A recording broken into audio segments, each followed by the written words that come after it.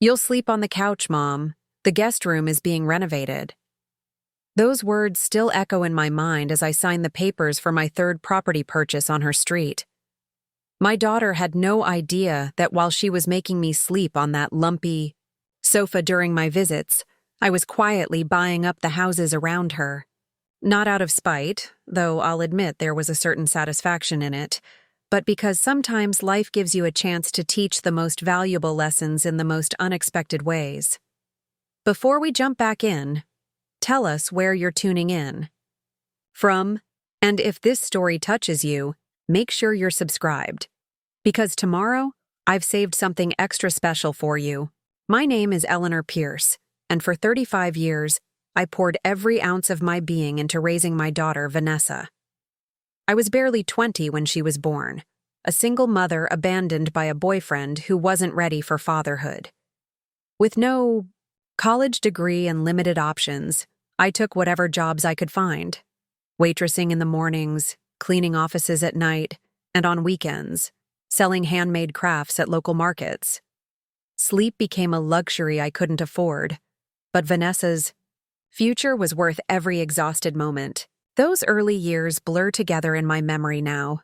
A cascade of small apartments with leaky ceilings, secondhand clothes carefully mended, and the constant calculations of how to stretch each dollar until payday.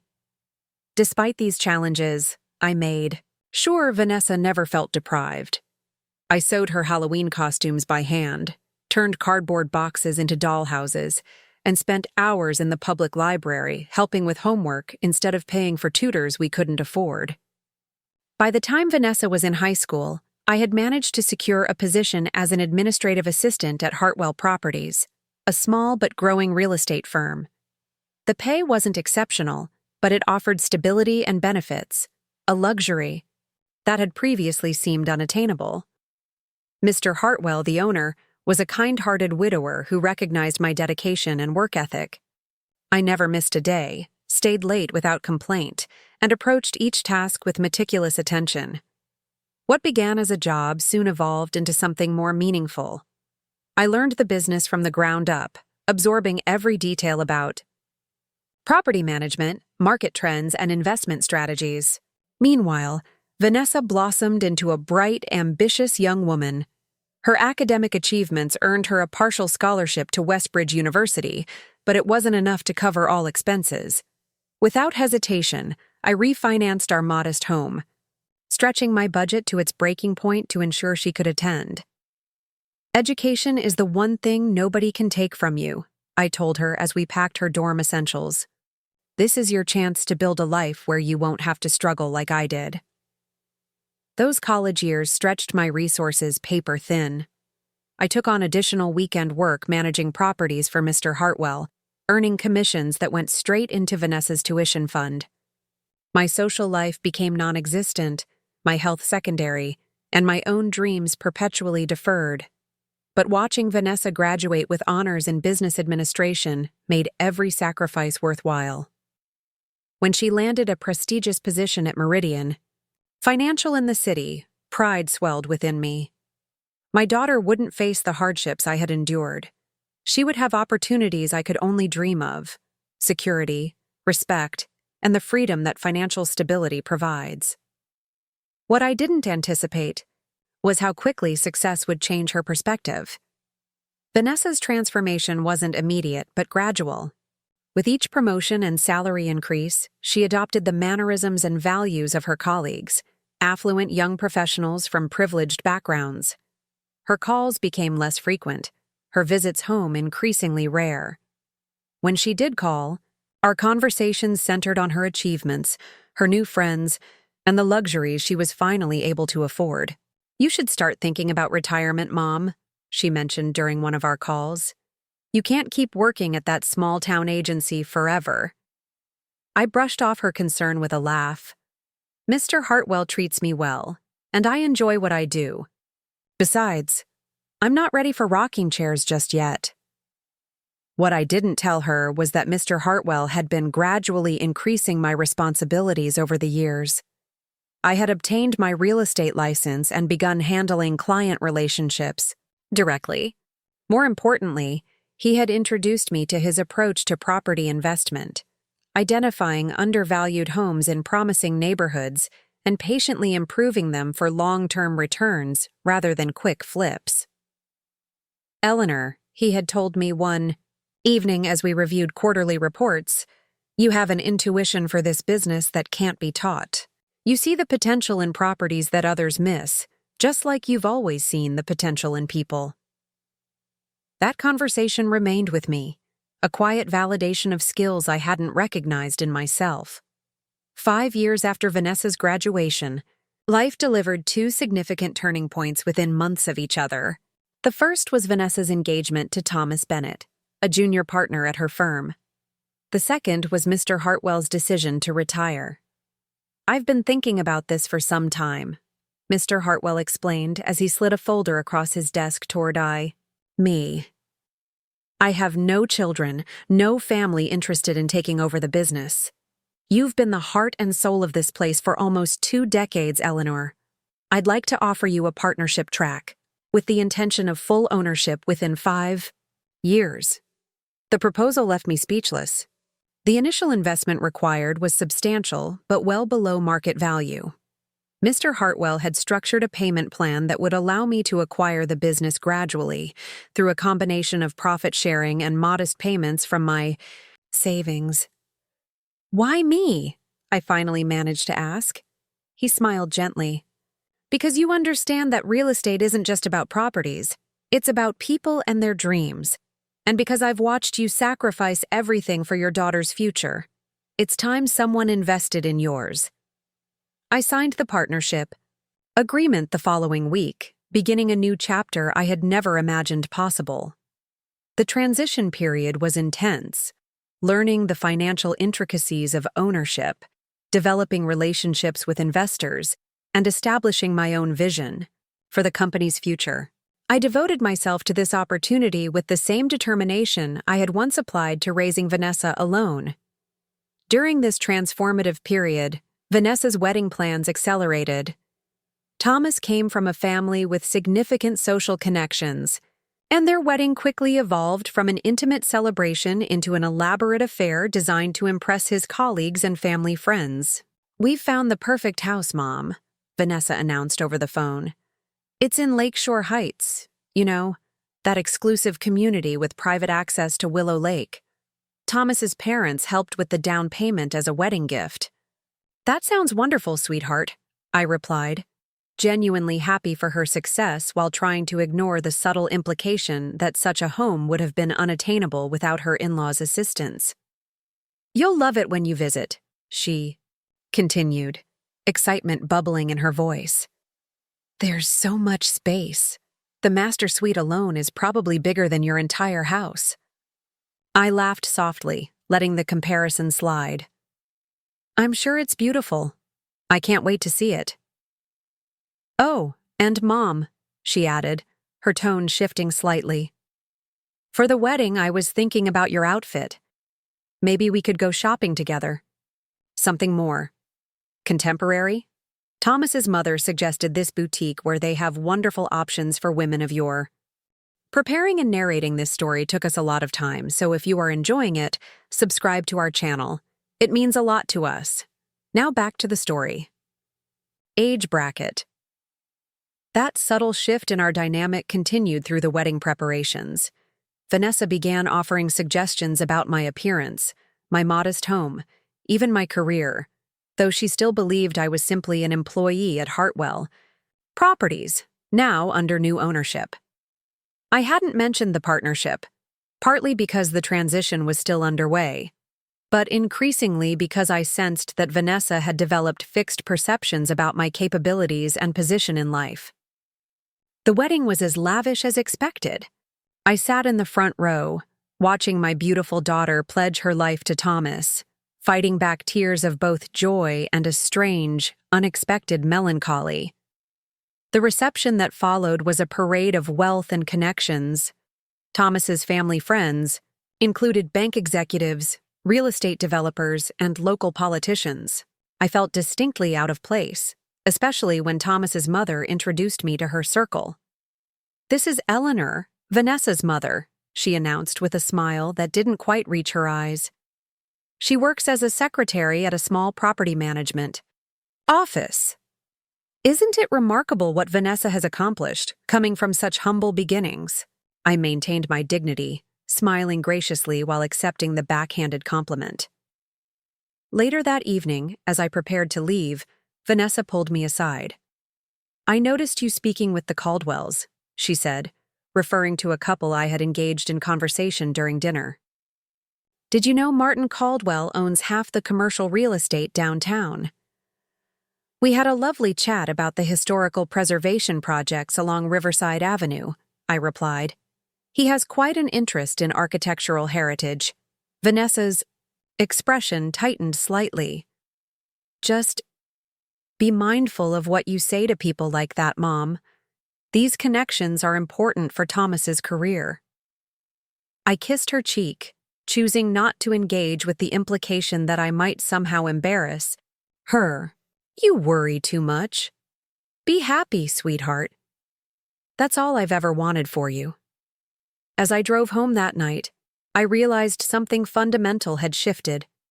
The daughter I had raised to be strong and independent had indeed become so. But somewhere, along the way, she had also learned to measure worth by external markers of success, and in that calculation, her perception of my value had diminished. In the months following the wedding, Vanessa and Thomas settled into their new life in Lakeshore Heights. My own circumstances were changing rapidly as I grew more comfortable in my role as partner at what was now Hartwell Properties. Mr. Hartwell remained involved as a mentor, but gradually reduced his hours, leaving me increasingly in charge of daily operations. Our business model evolved as I implemented new strategies, developing relationships with first-time homebuyers, expanding our property management services for retirees downsizing from family homes, and carefully building a portfolio of investment properties in emerging neighborhoods. My years of observing the market from behind the scenes had given me insights that proved remarkably accurate. Within 2 years, our client base had doubled, and our reputation for ethical, personalized service had spread throughout the region. My financial situation improved steadily, though I maintained my modest lifestyle. The small home where I had raised Vanessa remained comfortable and sufficient for my needs. I focused instead on building security for my future and reinvesting in the business. The only luxury I allowed myself was a reliable new car to replace my 15-year-old sedan that had finally given out. It was this new car that prompted Vanessa's first critical comment when I drove to Lakeshore Heights for dinner, 6 months after her wedding. "A Lexus, Mom? That seems like quite a splurge on your salary," she remarked as I pulled into their circular driveway.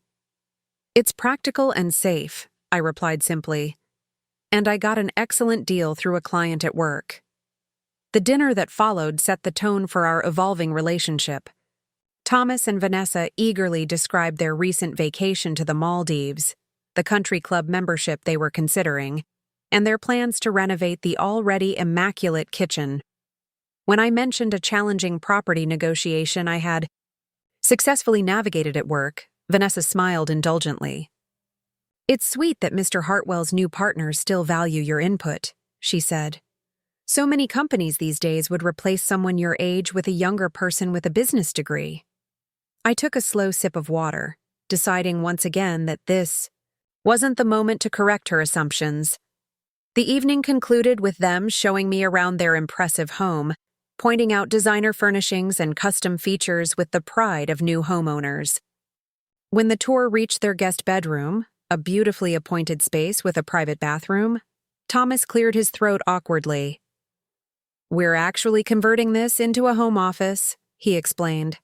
"Vanessa needs a proper space for when she works from home, and I'll use it when I'm reviewing briefs on weekends." "The couch in the living room pulls out," Vanessa added quickly. "It's quite comfortable for overnight guests." I nodded, understanding the unspoken message. In their home, I was now classified as an overnight guest, rather than family deserving of dedicated space. It was a small slight, perhaps unintentional, but it stung nonetheless. That night, lying on the pull-out couch that was indeed not comfortable at all, I stared at the ceiling and contemplated how dramatically our roles had reversed. The daughter for whom I had sacrificed everything now saw me as somewhat of an inconvenience, someone to accommodate rather than welcome. The reality settled in my chest, heavy and undeniable. The following morning, as I prepared to leave, Vanessa handed me a business card. "Mom, this is Diane Hoffman, a fantastic financial advisor Thomas works with. You really should consult with her about retirement planning. I worry about you still working at your age without a solid exit strategy." I tucked the card into my purse with a noncommittal, "Thank you, I'll think about it." As I drove away from their pristine neighborhood with its manicured lawns and imposing facades, an idea began to take shape in my mind, not out of resentment, but from a growing certainty that my daughter needed to learn a lesson that my words alone couldn't convey. 2 weeks later, I received a call that would accelerate this nascent plan. It was from Martin Caldwell, the very same commercial real estate developer I had chatted with at Vanessa's wedding. "Eleanor Pierce?" His deep voice carried through the phone. "We met at your daughter's wedding.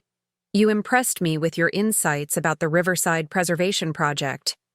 "Of course, Mr. Caldwell. What can I do for you?" "Please call me Martin. I've been hearing good things about Pierce Hartwell Properties. Word is you've developed quite a knack for identifying promising investments before they hit the mainstream market." Our conversation extended for almost an hour as we discussed current market trends and potential opportunities. By its conclusion, Martin had proposed a collaboration. He was diversifying into residential properties and wanted a local expert with proven instincts to help identify opportunities in exchange for participation in larger investments that would normally be beyond my reach. "I don't partner with just anyone," he explained. "But I value practical experience over prestigious degrees, and your track record speaks for itself." As I hung up the phone, I couldn't help but smile at the irony. The very conversation Vanessa had worried might embarrass her had instead opened doors to opportunities she couldn't imagine I would access. The following weekend, I drove back to Lakeshore Heights, not to visit Vanessa, but to meet with a property owner who had decided to sell. The house was 3 doors down from my daughter's, a stunning colonial with waterfront access that had never formally hit the market. The owner, an elderly widow relocating to Arizona to be closer to her grandchildren, had approached our firm based on our reputation for fair, discreet transactions. As I walked the property with Martin Caldwell, calculating renovation costs and potential return on investment, I spotted Vanessa in her front yard, arranging flowers in a planter. She hadn't mentioned I should visit, and I hadn't told her I would be in her neighborhood. For a moment, I considered walking over to say hello, but something held me back. Instead, I watched as she chatted animatedly with another neighbor, gesturing toward her home with obvious pride. "Eleanor?" Martin's voice pulled me back to the present. "What do you think? The asking price is high, but I believe there's untapped potential here." I turned my attention back to the property assessment. "I agree. And I'd like to participate in this investment personally, not just as an advisor." His eyebrows rose slightly. "That would require significant capital." "I'm aware," I replied calmly. "I have resources set aside for the right opportunity. This qualifies." That afternoon, we made an offer on the property. To my daughter, I would still be the mother who worked as a secretary at a small real estate office, the woman relegated to the uncomfortable couch during visits. But in reality, I was becoming something entirely different, a silent investor in the very neighborhood she believed was beyond my reach. As spring turned to summer, our first joint venture with Caldwell Investments progressed rapidly. The colonial underwent careful renovations, preserving its historical character while updating systems and amenities to meet luxury standards. I visited the property regularly, sometimes glimpsing Vanessa and Thomas going about their daily routines, oblivious to my growing stake in their exclusive community. During this period, my relationship with Vanessa continued its subtle deterioration. Our phone calls grew shorter and less frequent. When I did visit their home, still sleeping on that uncomfortable couch, the conversation increasingly revolved around their social ascent and subtle suggestions about how I should prepare for retirement. "Thomas and I were discussing your situation," Vanessa mentioned during Sunday brunch on their patio. "There's a lovely retirement community just outside the city, Sunshine Meadows. Very affordable, with activities and care available as needs." Change. I added honey to my tea, keeping my expression neutral. "That's thoughtful, but I'm not looking to make any changes right now." "Mom," she sighed with exaggerated patience, "you need to be realistic. That job won't last forever, and your house will eventually become too much to maintain. It's better to plan ahead than to wait for a crisis." Thomas nodded in agreement. "My grandmother resisted moving to assisted living until she fell and broke her hip. The transition was much harder after that." I smiled politely.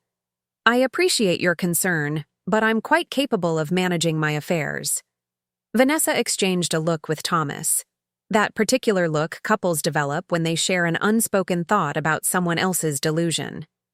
It was patronizing in its quiet dismissal of my autonomy, and it solidified my resolve to continue the path I had started down. The following month brought an unexpected development. The property directly across the street from Vanessa and Thomas's house suddenly came on the market following the owner's divorce. Martin called me immediately.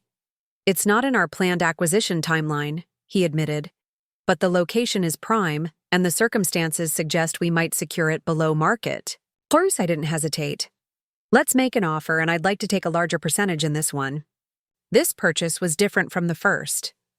I wasn't just an investor in a Caldwell project. I was taking the lead, with Martin as my partner, rather than the other way around. By this point, Mr. Hartwell had fully retired, leaving me as the principal, owner of our now thriving agency.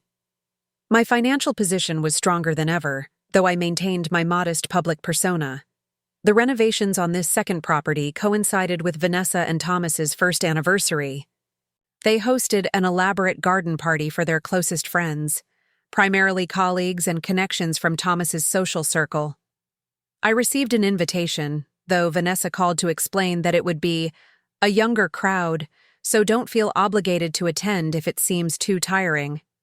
I decided to go, arriving in my now 2-year-old Lexus that still drew the occasional comment about my splurging. The party was in full swing when I arrived, the backyard transformed with twinkling lights, a hired bartender mixing signature, cocktails and catering staff weaving through the crowd with trays of appetizers that probably cost more than I used to spend on groceries for a month. Vanessa greeted me with an air kiss, quickly introducing me to a few guests before being pulled away by Thomas's boss. I circulated on my own, engaging in pleasant conversation with those who didn't immediately dismiss me as irrelevant to their networking objectives. Eventually, I found myself near a group discussing property values in the neighborhood. The Richardson's place sold for $2 million, and it needed significant updates, a woman in an expensive silk dress was saying. "The market here is insane." "Did you see they're renovating the Johnston house across the street?" another guest added. "Apparently some investment group bought it. I heard they're planning to turn it into a luxury rental." Thomas joined the conversation, wineglass in hand. "Not ideal for the neighborhood? We've worked hard to maintain a certain community standard here." I sipped my drink silently, suppressing a smile. If only they knew that the investment group they were discussing was primarily me, with Martin as a secondary partner. The luxury rental rumor was entirely fabricated. We were actually creating a showcase home that would eventually sell for substantially more than Thomas and Vanessa had paid for their property. As the evening progressed, I found myself increasingly relegated to the periphery of the gathering. When I overheard Vanessa explaining to someone that I worked in an office and lived in a quaint older neighborhood, I decided it was time to leave. I approached to say my goodbyes, finding her deep in conversation with a designer discussing plans to update their primary bathroom. "Leaving already?" she asked, checking her watch. "It's still early." "It's been lovely, but I have an early meeting tomorrow," I explained. "On a Sunday?" Thomas questioned skeptically. I nodded. The real estate market doesn't observe weekends, especially for promising properties. Vanessa laughed lightly, turning to her friend. "Mom helps coordinate viewings at her office. She's very dedicated." I let the mischaracterization stand, kissing her cheek before departing.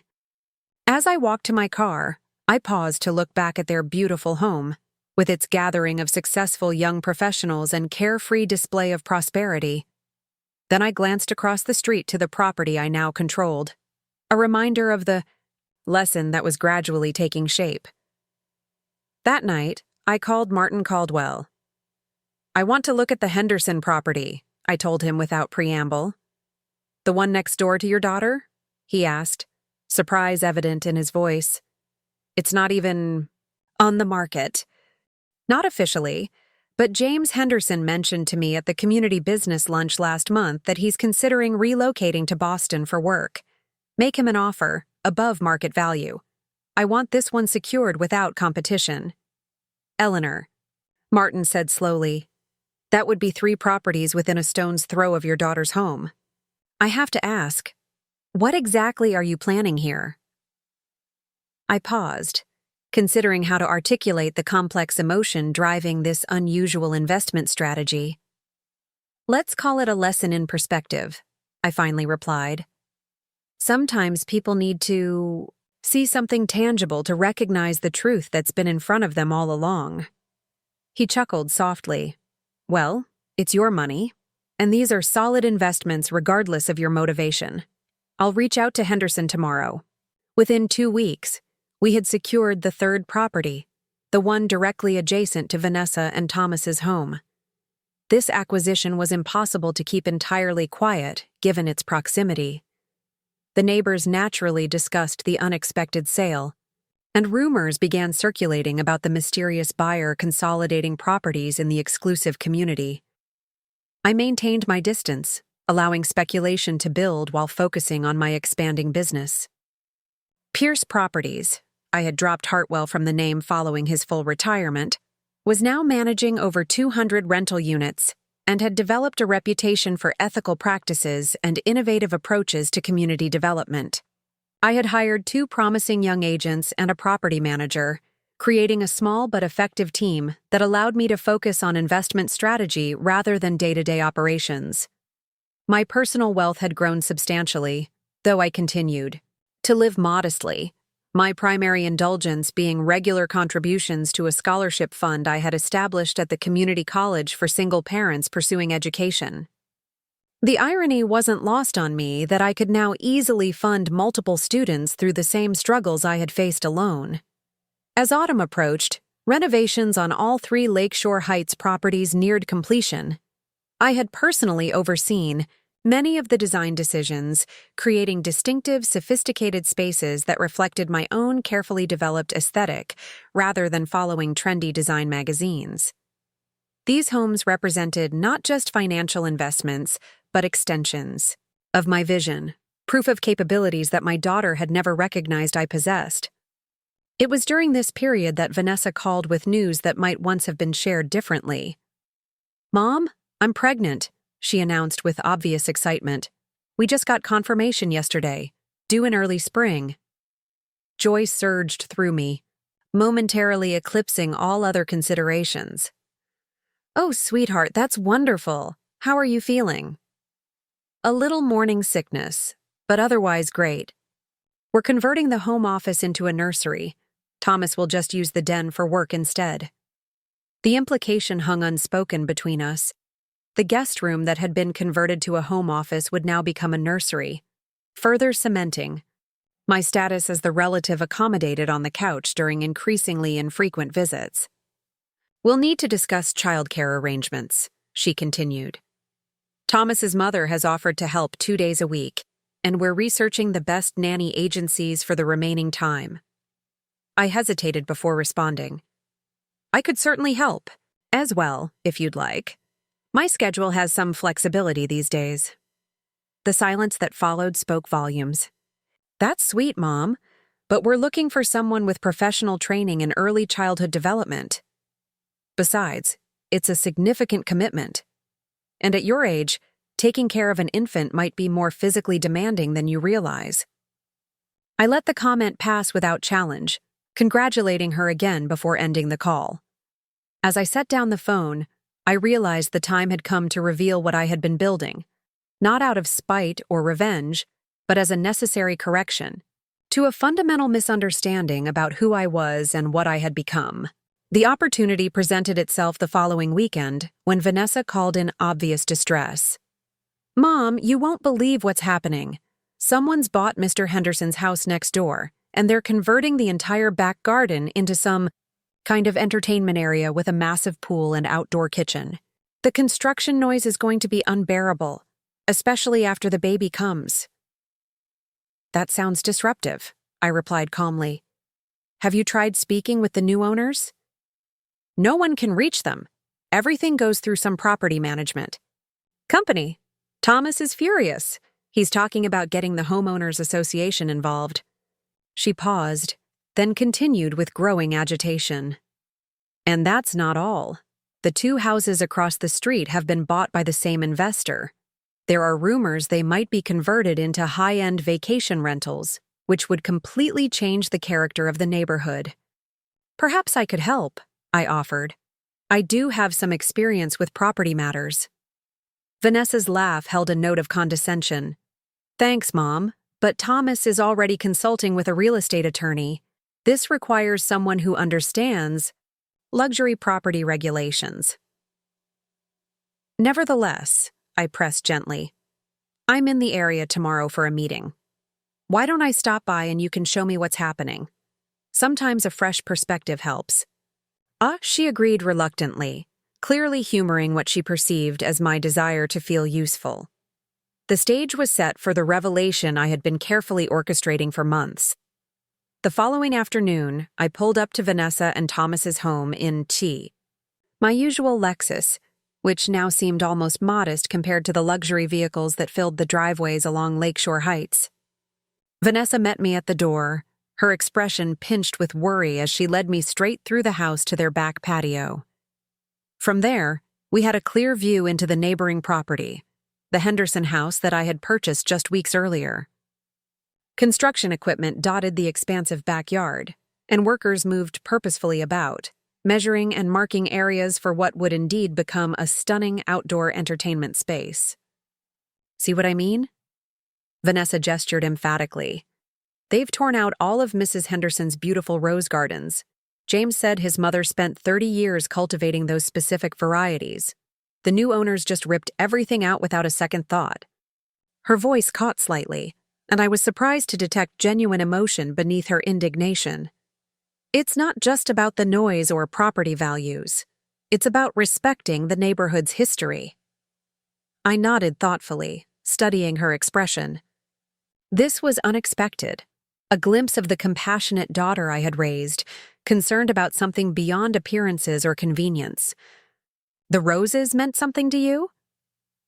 Vanessa's hand moved unconsciously to her slightly rounded abdomen, a protective gesture that stirred something profound in me. Mrs. Henderson used to let me help her tend them when I first visited Thomas's parents in this neighborhood years ago.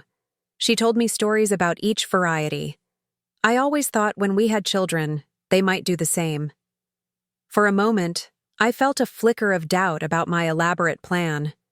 Then Thomas emerged from the house, phone in hand, his expression hardening as he surveyed the construction next door. I've left 3 messages with their management company, he announced irritably. They won't even tell me who the actual owner. Is it just some generic response about respecting the privacy of their clients?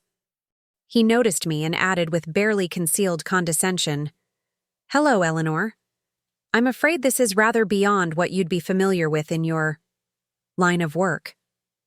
And just like that, my resolve returned. Perhaps, I replied mildly. Though, real estate disputes follow similar patterns regardless of price point. Thomas smiled thinly. This isn't a dispute over a fence in a subdivision. This is about maintaining standards in a premier community. He turned to Vanessa. The Caldwell Group is behind this. I'm certain of it. They've been buying up properties all over the Lake District. Caldwell Investments, I corrected quietly. Both turned to me, surprised. What? Thomas asked. The company is called Caldwell Investments, not the Caldwell Group. And they typically focus on commercial properties, though they've been diversifying recently. Thomas's brow furrowed. How would you know that? I shrugged lightly. I read the business section. Before he could respond, I added, Would you mind if I made a few calls? I might have a contact who could provide some information. Vanessa exchanged a skeptical glance with Thomas. Sure, Mom. The landline is in the kitchen if you need it. My cell is fine, thank you, I replied, stepping back into the house. Once in the privacy of their immaculate living room, I dialed Martin's number. Those roses were important to my daughter, I said without preamble when he answered. Martin chuckled. Hello to you too, Eleanor. Which roses are we discussing? The Henderson property. Apparently, the previous owner's rose garden had sentimental value to Vanessa. Ah, I see. And now you're feeling guilty about your little object lesson? I sighed, watching through the window as Thomas gestured animatedly toward the construction, while Vanessa nodded in agreement. Not guilty, exactly. Just reconsidering certain details. Well, it's your project. We could certainly incorporate a rose garden into the new landscaping plan. The garden designer would probably welcome the direction, actually.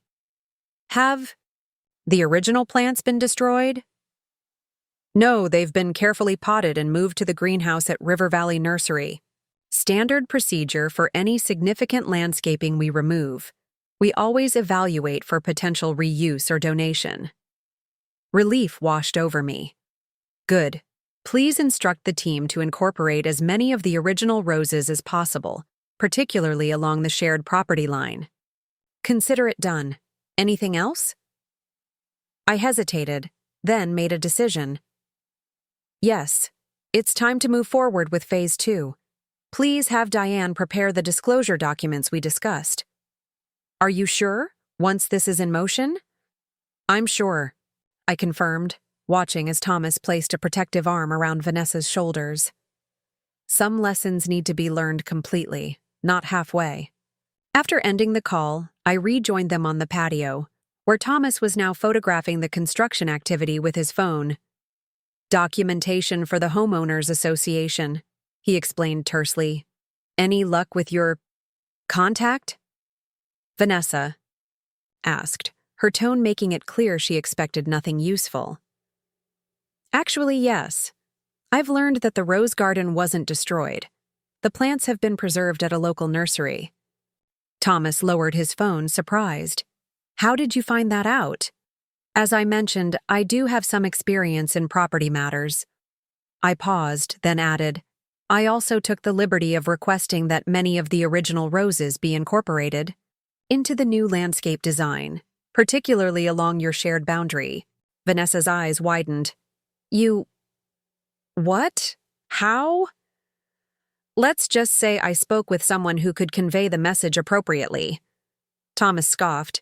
And you expect us to believe that the owner, whoever they are, will simply accommodate this request from a complete stranger? I smiled serenely. I guess we'll find out. The skepticism on their faces was unmistakable, but I noticed Vanessa studying me with newfound curiosity. Good. The first seed of doubt about her perceptions had been planted. My phone chimed with a text message. I should go, I said, checking the screen. I have another appointment, but I'll check back tomorrow to see if there's been any progress with the rose situation. As I drove away, I felt a strange mixture of emotions, satisfaction at the beginning stages of my plan, coupled with a genuine desire to preserve something that clearly mattered to my daughter. Perhaps this would be more nuanced than the simple lesson in humility I had initially envisioned. The following morning, I arrived at my office earlier than usual. Pierce Properties now occupied a renovated historic building downtown, a far cry from the modest strip mall location where I had started with Mr. Hartwell decades earlier. My assistant, Melissa, greeted me with a stack of messages and a knowing smile. Diane Hoffman called from Caldwell Investments, she informed me. The documents you requested are ready for review. And the landscape architect for the Henderson property sent over revised plans for your approval. Apparently, there's been a special request regarding rose gardens. I accepted the messages with a nod. Thank you. I'll review everything this morning. Any word from River Valley Nursery about the condition of the transplanted roses? Their lead horticulturist sent an email. They've assessed all specimens and most are in excellent condition. They're recommending a specific feeding regimen to minimize transplant shock. Wonderful. Please arrange for their recommended treatment, regardless of cost. Those plants are more valuable than they appear. Melissa raised an eyebrow. This seems like a lot of attention for landscaping on an investment property. I smiled. Sometimes the true value of an investment isn't reflected in the financial statements. The morning passed in a flurry of activity, client meetings, project updates, and detailed review of the disclosure documents Diane had prepared. By early afternoon, everything was in place for the next stage of my plan. I called Vanessa. I was wondering if I might stop by again today. I've heard some news about the Henderson property that might interest you. Her response was warmer than I expected. Actually, we were going to call you. Something strange happened this morning. The construction manager came over personally to discuss the landscaping plans with us. He showed us drawings that include a rose garden along our property line, using many of Mrs. Henderson's original plants. He said they received special instructions from ownership to preserve as much of the original garden as possible. That's wonderful news, I replied, hiding my smile. Mom, Vanessa's voice dropped to a near whisper. How did you do this? Thomas is completely baffled. He says no developer makes changes like this overnight based on a stranger's request. Perhaps they're more reasonable than Thomas assumed. I'll explain when I see you. When I arrived at their home an hour later, the atmosphere had noticeably shifted. Thomas greeted me with grudging respect, his previous condescension tempered by confusion. Vanessa led me to their kitchen, where landscape plans were spread across the marble island. Look, she pointed to the detailed drawings.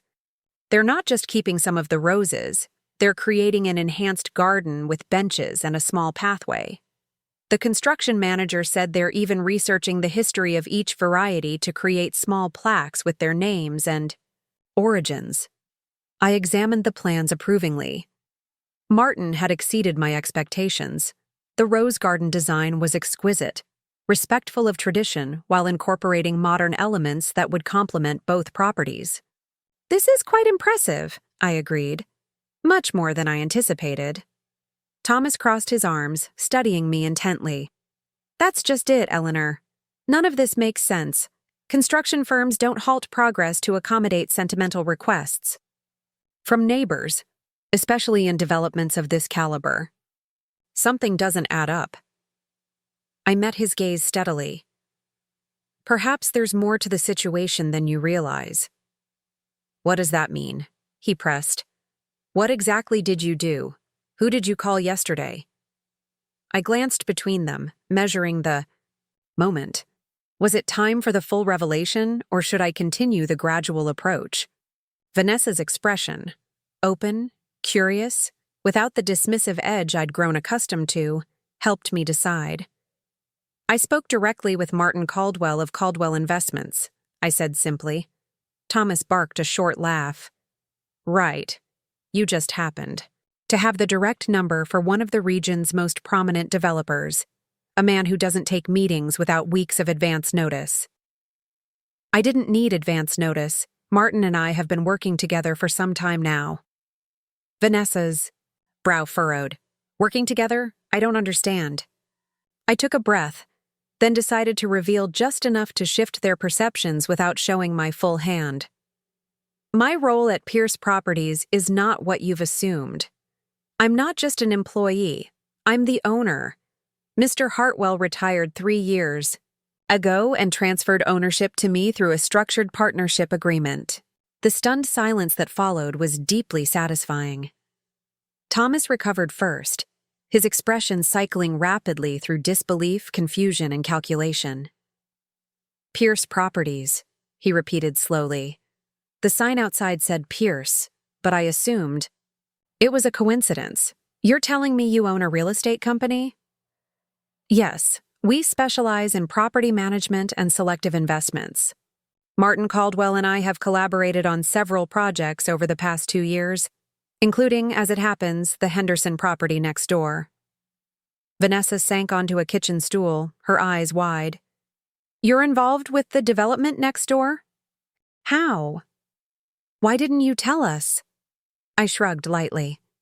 You never asked about my work beyond assuming I was still in the same position I held when you were in college. Whenever I mentioned developments at the office, you changed the subject or made comments about retirement planning. The truth of this statement hung in the air between us. Thomas's expression had grown guarded, reassessing me with the wariness of someone who realizes they've severely miscalculated. So you're what, a silent partner in these local developments? He asked carefully. In some cases, I replied, deliberately vague. In others, I take a more active role in the investment and design decisions. But your house, Vanessa interjected, still processing. Your car, your lifestyle, none of it suggests. Success? I finished for her. Perhaps I don't measure success by the same external markers that you do. I've always valued financial security over displays of wealth. Thomas cleared his throat, clearly recalibrating his approach. This is surprising information, Eleanor. Very impressive. Perhaps we should discuss potential opportunities for collaboration. My firm represents several development interests that might benefit from local expertise. The naked opportunism in his pivot might once have hurt me. Now, it merely confirmed what I had long suspected about my son-in-law's character. That's kind of you to offer, Thomas. However, my investment strategy is quite selective. I partner only with individuals who demonstrate consistent ethical practices and genuine respect for communities. His smile faltered at the implicit rebuke. Vanessa, meanwhile, seemed lost in thought, processing this revelation about the mother she had so thoroughly underestimated. The other properties, she said suddenly, the ones across the street that everyone's been speculating about, are those yours too? I have interests in several properties in this neighborhood, I acknowledged, all obtained through legitimate investment channels. Thomas's phone rang, sparing him from having to respond. He excused himself to take the call, leaving Vanessa and me alone in the kitchen. She studied me with new eyes, as if seeing me clearly for the first time in years. I don't understand why you kept this from me, she said quietly. We're family. The hurt in her voice was genuine, which surprised me. I had expected indignation, perhaps embarrassment, but not pain. When exactly should I have told you, Vanessa? When you were suggesting I apply for work in a retirement home? When you were explaining that I wasn't qualified to help with my own grandchild? Or perhaps during one of your explanations about how people my age should prepare for irrelevance? My words were sharper than intended, carrying the accumulated weight of 1,000 small dismissals. Vanessa flinched, tears welling in her eyes. I never meant to make you feel, she began. Unimportant? Incapable? These weren't just feelings, Vanessa. They were conclusions based on your direct statements and actions. She wiped at her eyes. But why buy properties here, in our neighborhood? Was that some kind of test? I considered the question carefully. Not a test exactly. More of a reality adjustment. You and Thomas have created a narrative about who I am and what I'm capable of that bears little resemblance to the truth. I could have corrected you with words, but experience has taught me that some lessons require more tangible demonstrations. Thomas returned before she could respond, his expression tight with forced pleasantry. That was the office. I'm afraid I need to handle an urgent client matter. He turned to me with newfound deference. Eleanor, we should continue this conversation soon. Perhaps dinner next week? I'd love to hear more about your business ventures. That would be lovely, I replied, recognizing the calculated reassessment behind his invitation. Though I should warn you, I have a rather full calendar these days. Investment properties require considerable attention, especially in the early stages. After I left, I drove not home but to the colonial property 3 doors down from Vanessa's, the first Lakeshore Heights house I had acquired. The renovations were complete, and I had taken to spending occasional evenings there, enjoying the peaceful lakefront view while considering my next steps. I poured myself a glass of wine and settled into a comfortable chair by the windows, reflecting on the day's partial revelations. Vanessa's reaction had surprised me, less calculating than Thomas's, more genuinely affected by the realization that she had misjudged me so thoroughly. Perhaps beneath the polished exterior of the woman she had become, traces remained of the empathetic daughter I had raised. My phone rang. Martin Caldwell. I've just had a most interesting call, he greeted me, amusement evident in his tone. Thomas Bennett reached out to my office, practically tripping over himself to schedule a meeting.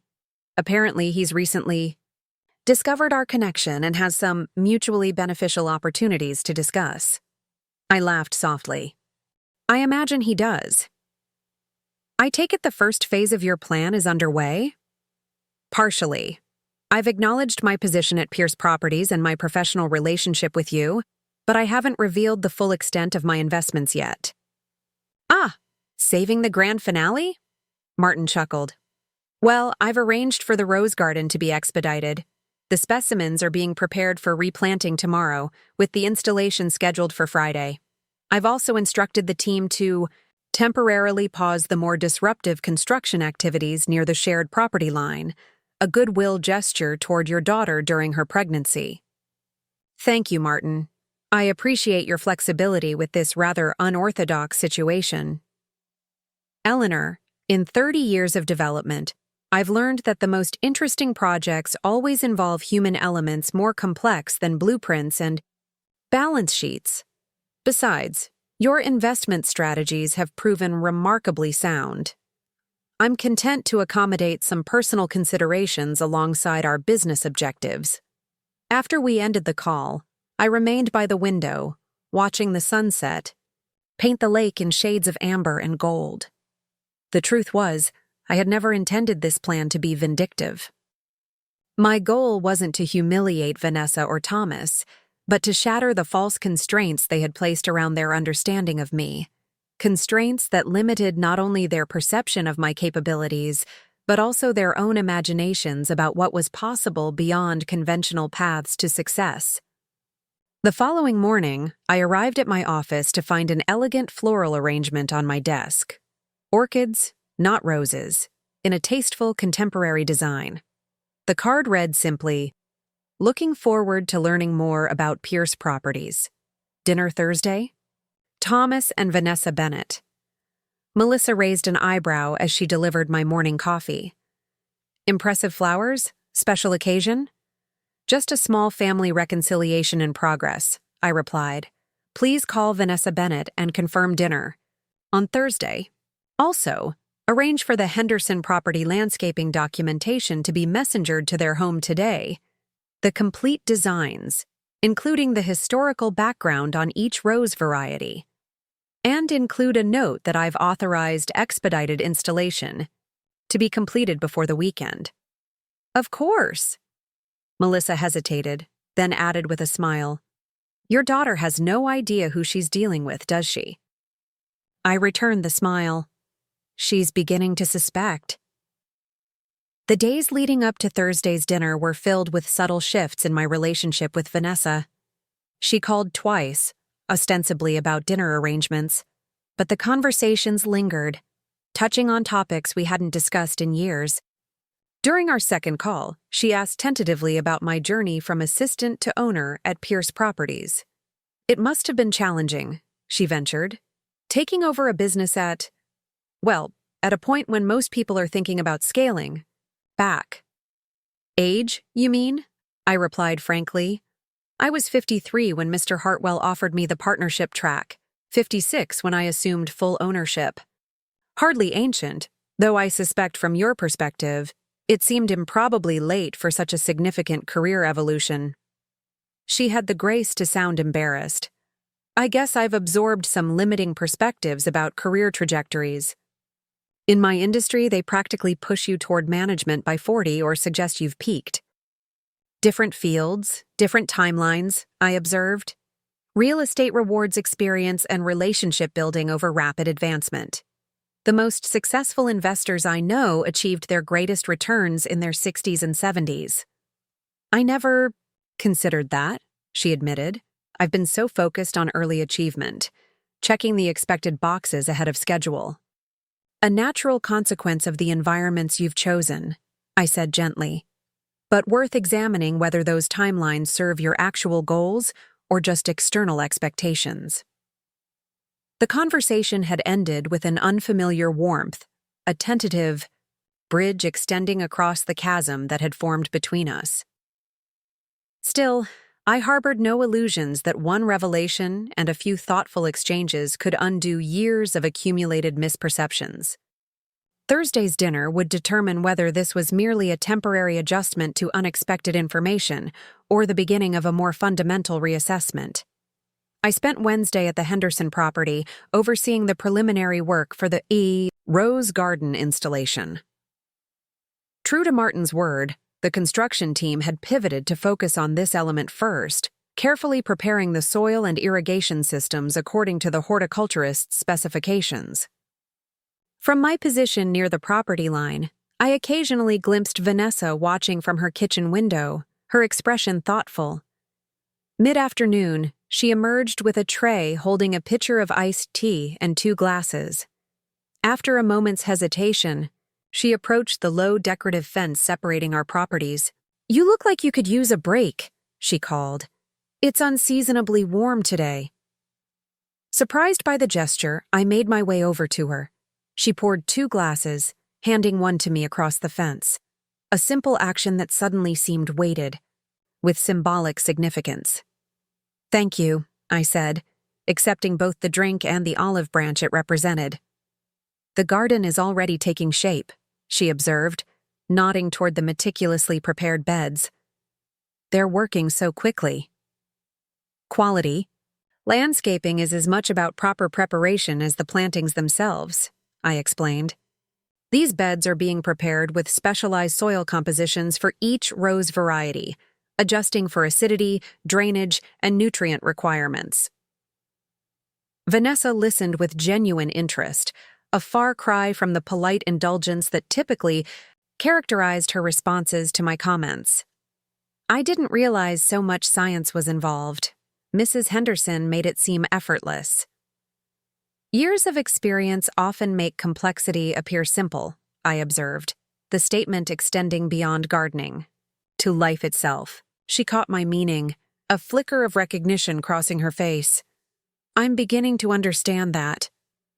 We stood in companionable silence for a moment, sipping tea and watching the workers. Then Vanessa asked the question I had been expecting since our initial revelation.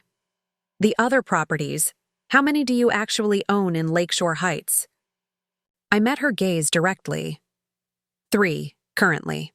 The Henderson house, where we're standing now. The colonial 3 doors down that was the Wilsons' home, and the contemporary across the street that belonged to the Delaney family. She exhaled slowly, processing this information. "So, effectively, you own almost half the properties on our cul-de-sac. Properties worth approximately $12 million collectively after renovations," I supplied calmly. Though market value is always somewhat theoretical until tested by an actual sale. Her grip tightened slightly on her glass. "And do you plan to sell them?" "Eventually, though I'm in no hurry. The market for luxury properties in this area continues to appreciate steadily." Vanessa nodded, her financial acumen allowing her to understand the investment strategy, even as she struggled with its personal implications. "Does Thomas know? About all 3 properties, I mean." "Not yet. I thought I'd save that detail for dinner tomorrow." I paused, then added more gently, "This wasn't meant to be a cruel surprise, Vanessa. Just a necessary correction to some persistent misconceptions." She brushed a strand of hair from her face, her expression complicated. "I keep thinking about all those comments I made. About retirement planning, about you working too hard. At your age. About the guest room. God, the guest room." She closed her eyes briefly. "I converted your space into a home office because I genuinely believed you couldn't afford a decent place to live in your retirement. I thought I was being subtle about creating a contingency for when you inevitably needed to move in with us." The admission stunned me. I had interpreted the guest room conversion as exclusion, when in fact, it had been Vanessa's misguided attempt at preparation, anticipating a future need based on her flawed assessment of my circumstances. "You were trying to plan for taking care of me," I said slowly. "Badly, apparently," she acknowledged with a rueful smile. "With a lot of insulting assumptions about your capabilities. But yes, that was the general idea." This revelation shifted my understanding of our recent history. The patronizing suggestions about retirement communities, the financial advisor referrals, even the comments about my physical ability to care for an infant, all stemmed from a genuine, if misguided, concern about my future security. "I've never needed taking care of, Vanessa," I said quietly. "Not financially, at least." "I'm starting to see that." She hesitated, then added, "But maybe I needed to believe you did. It gave me a role, a way to feel I was repaying some fraction of what you gave me growing up." This insight into her psychology caught me off guard. I had been so focused on challenging her misconceptions about me that I hadn't considered how those very misconceptions might have served her emotionally, providing a framework for reciprocity in a relationship where the scales had been tipped in one direction for so long. Before I could formulate a response, one of the landscape workers approached, needing guidance on the placement of a decorative trellis. I excused myself, promising to continue our conversation at dinner the following evening. That night, as I reviewed the disclosure documents Diane had prepared for the final phase of my plan, I found myself reconsidering my approach. The conversation with Vanessa had revealed layers of complexity in our relationship that I hadn't fully appreciated. Her dismissiveness, which I had interpreted as pure condescension, contained elements of misplaced protectiveness. The question now was whether this new understanding should alter my intended course. After careful consideration, I decided to proceed with my original plan, not out of stubbornness, but because the fundamental lesson remained necessary. Vanessa needed to see me completely, not partially, to understand the full extent of what I had built while she was underestimating my capabilities. Only then could we establish a relationship based on mutual respect, rather than perceived obligation or inverted caretaking roles. Thursday evening arrived, and I prepared for dinner with particular care. I selected a simple but elegantly tailored dress I had purchased during my last business trip to Chicago, classic in design, but clearly of exceptional quality. My jewelry remained minimal, as always, but I added a pair of sapphire earrings that had been my first significant purchase after the Hartwell partnership was finalized. I arrived at precisely 7, noting with private amusement that both Vanessa and Thomas seemed uncharacteristically nervous as they welcomed me. The dining room had been arranged with obvious attention to detail, their best china, fresh flowers, candles flickering in silver holders that I recognized as wedding gifts they rarely used. "The house looks lovely," I remarked as Thomas offered me a glass of wine. "We wanted tonight to feel special," Vanessa replied. It's not every day we discover my mother is a secret real estate mogul. Her tone was light, but the undercurrent of remaining confusion was evident. Thomas, meanwhile, had adopted a deferential manner that bordered on obsequious, a stark contrast to his previous condescension. "Hardly a mogul," I demurred. "Just someone who recognized opportunities others overlooked." "Like the opportunities in this neighborhood?" Thomas ventured carefully. "I must admit, I'm curious about your investment strategy. The properties you've acquired have specific placement advantages within Lakeshore Heights." I smiled, appreciating his attempt to frame my purchases as purely strategic rather than personally motivated. Location is always a primary consideration in real estate. Corner lots, waterfront access, southern exposures, these features consistently command premium values. He nodded eagerly. Exactly what I was thinking. The Wilson Colonial has that spectacular lake frontage, and the Delaney Contemporary sits at the entrance to the cul-de-sac with unobstructed sunset views. Very strategic acquisitions. Dinner progressed with similar conversational dance steps, Thomas working to establish common ground on professional terms, Vanessa watching our interaction with thoughtful eyes, and me allowing the evening to unfold at its own pace. The tension gradually eased as we shared an excellent meal prepared by a personal chef they had hired for the occasion, another sign of the importance they had attached to this reconciliation. As we finished the main course, Thomas broached the subject I had been anticipating. "Eleanor, I hope you won't think this presumptuous, but I've been giving some thought to potential synergies between your property interests and some of the clients my firm represents. There could be mutually beneficial opportunities for development, partnerships beyond Lakeshore Heights." "I'm always open to exploring viable investment options," I replied neutrally, though I should mention that my current portfolio is quite specific in its focus and requirements.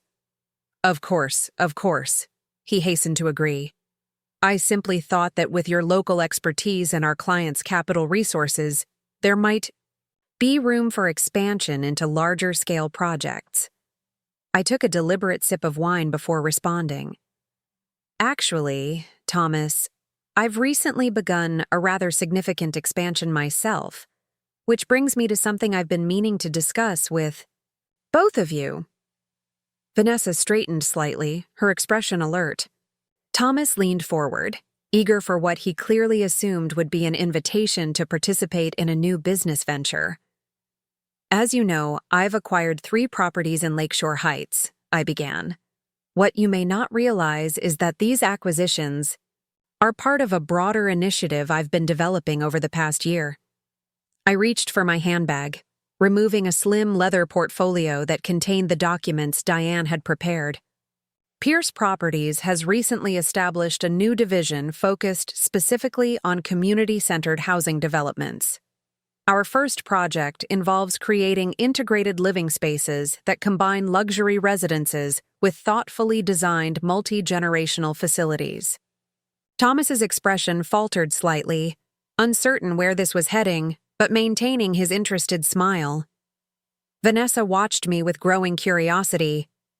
"The Henderson property will serve as the model home for this concept," I continued, opening the portfolio and removing a set of architectural renderings.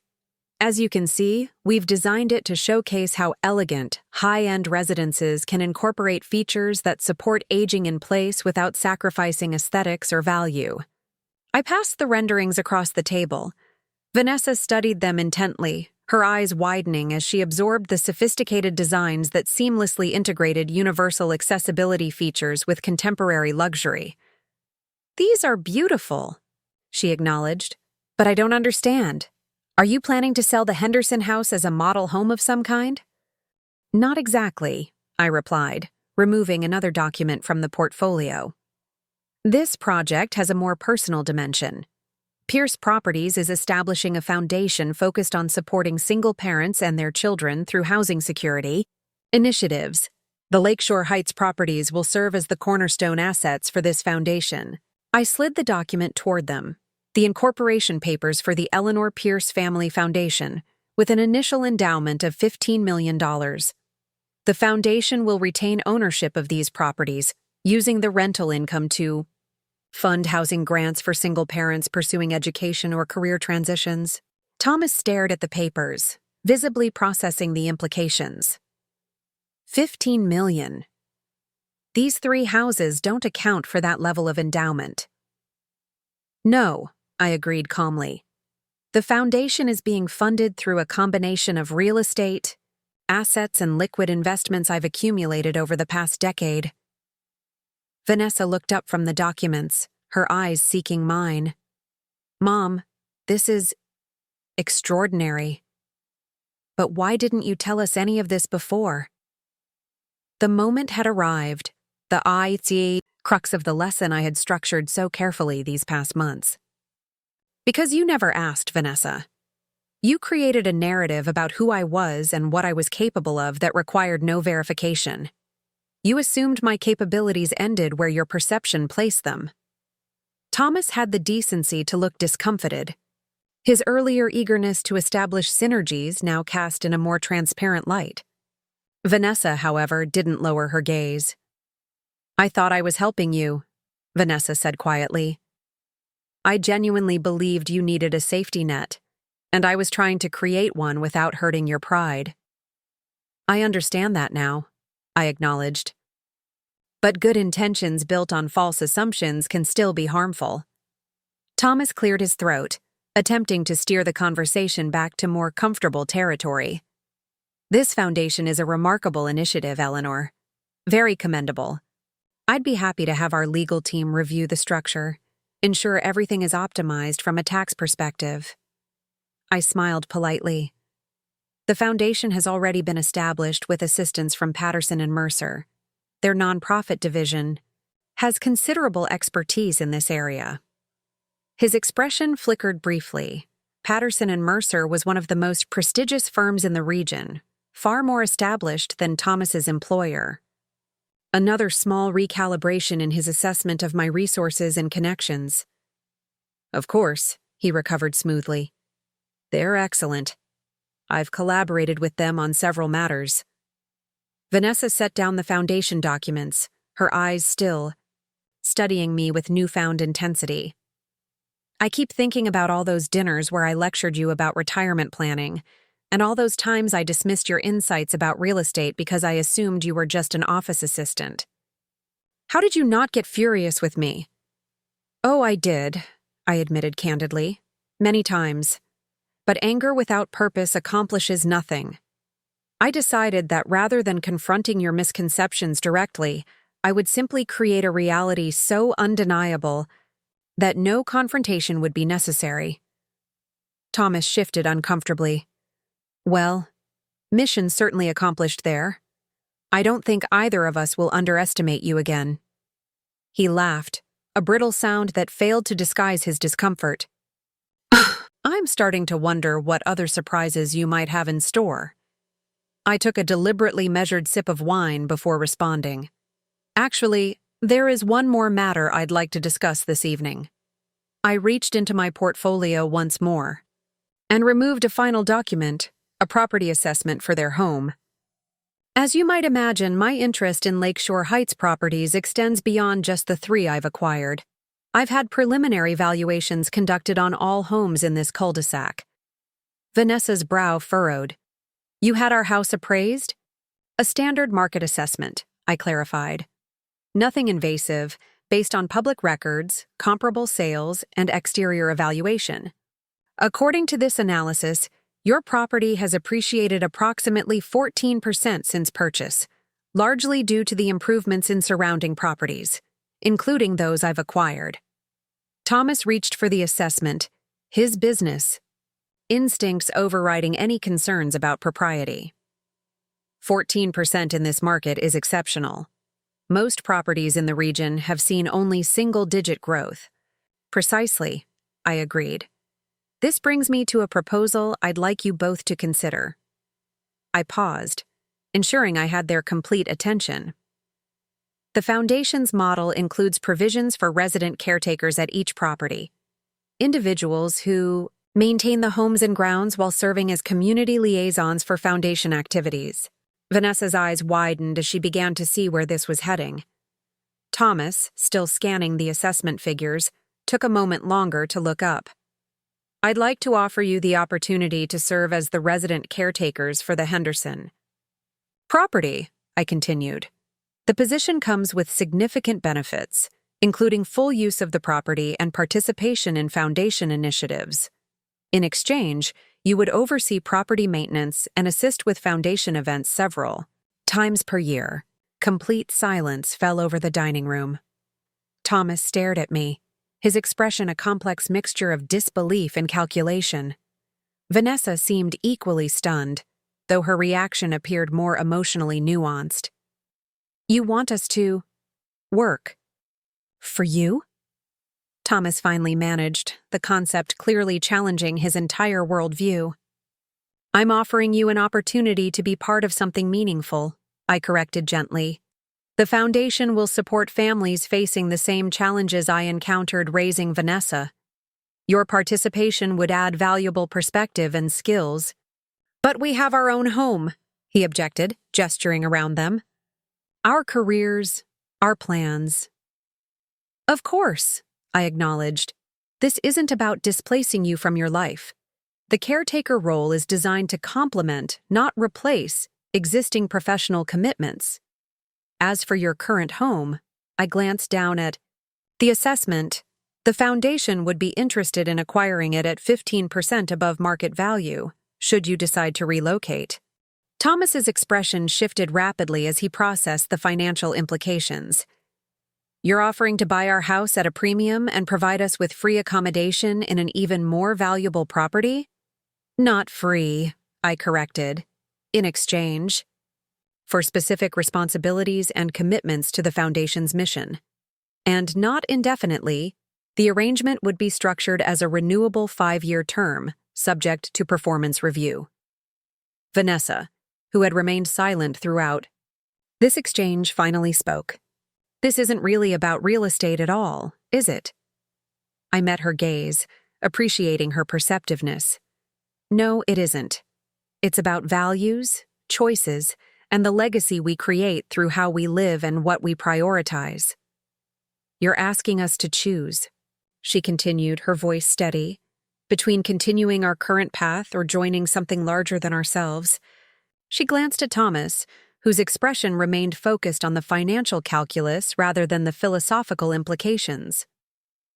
You're challenging us to reassess what really matters. I'm offering a perspective, I corrected gently. One informed by experience. I spent decades believing that security and comfort for you were the ultimate measures of my success.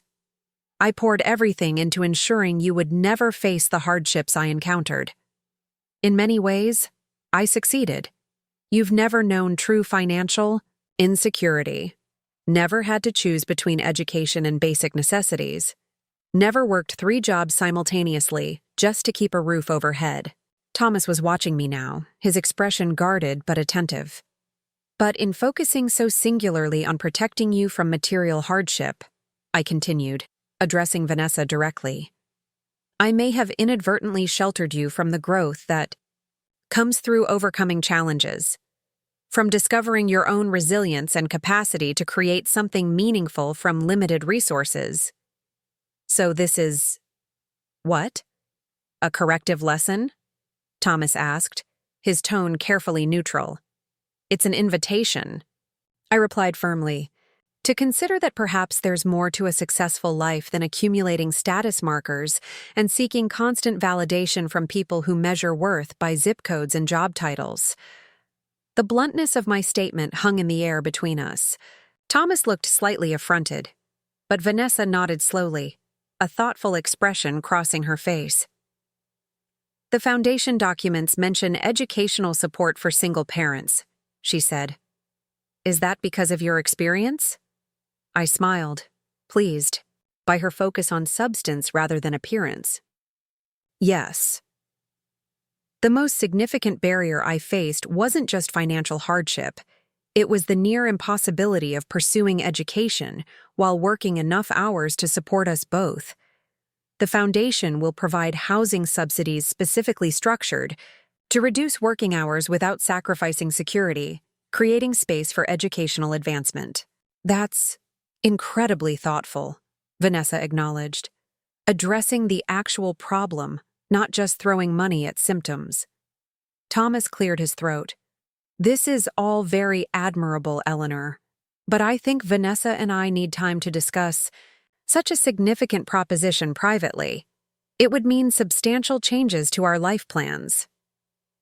Of course, I agreed readily. This isn't a decision to be made impulsively. Take whatever time you need to consider.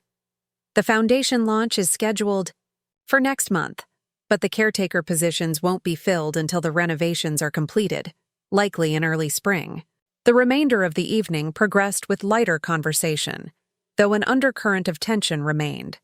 Not hostile, but weighty, with unresolved questions and shifting perceptions.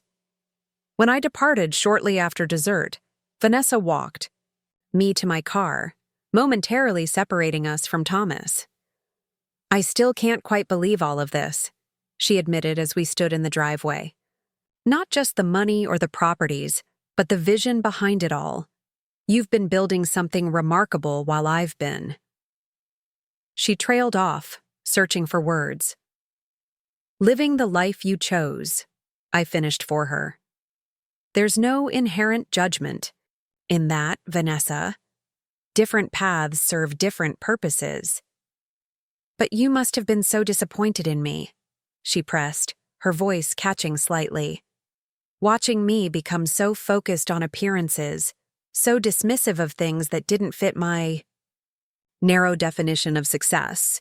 I considered this carefully before responding. I wasn't disappointed in your achievements or choices. Those are yours to make. What concerned me was seeing you measure your worth, and by extension, mine, through such a limited lens. Success defined only by external validation is inherently unstable. It requires constant reinforcement and leaves little room for genuine fulfillment. She nodded slowly, one hand resting protectively over her slightly rounded abdomen. I keep thinking about the baby, about what values we'll pass down. I don't want my child to grow up thinking their grandmother is just someone to be tolerated or pitied, especially when the reality is so much more inspiring. The sincerity in her voice touched me deeply. For all the careful planning behind my revelations, I hadn't fully anticipated how profoundly it might impact Vanessa's thinking about her own impending parenthood. You'll find your own path as a mother, I assured her. Just remember that children learn more from what we demonstrate than what we declare.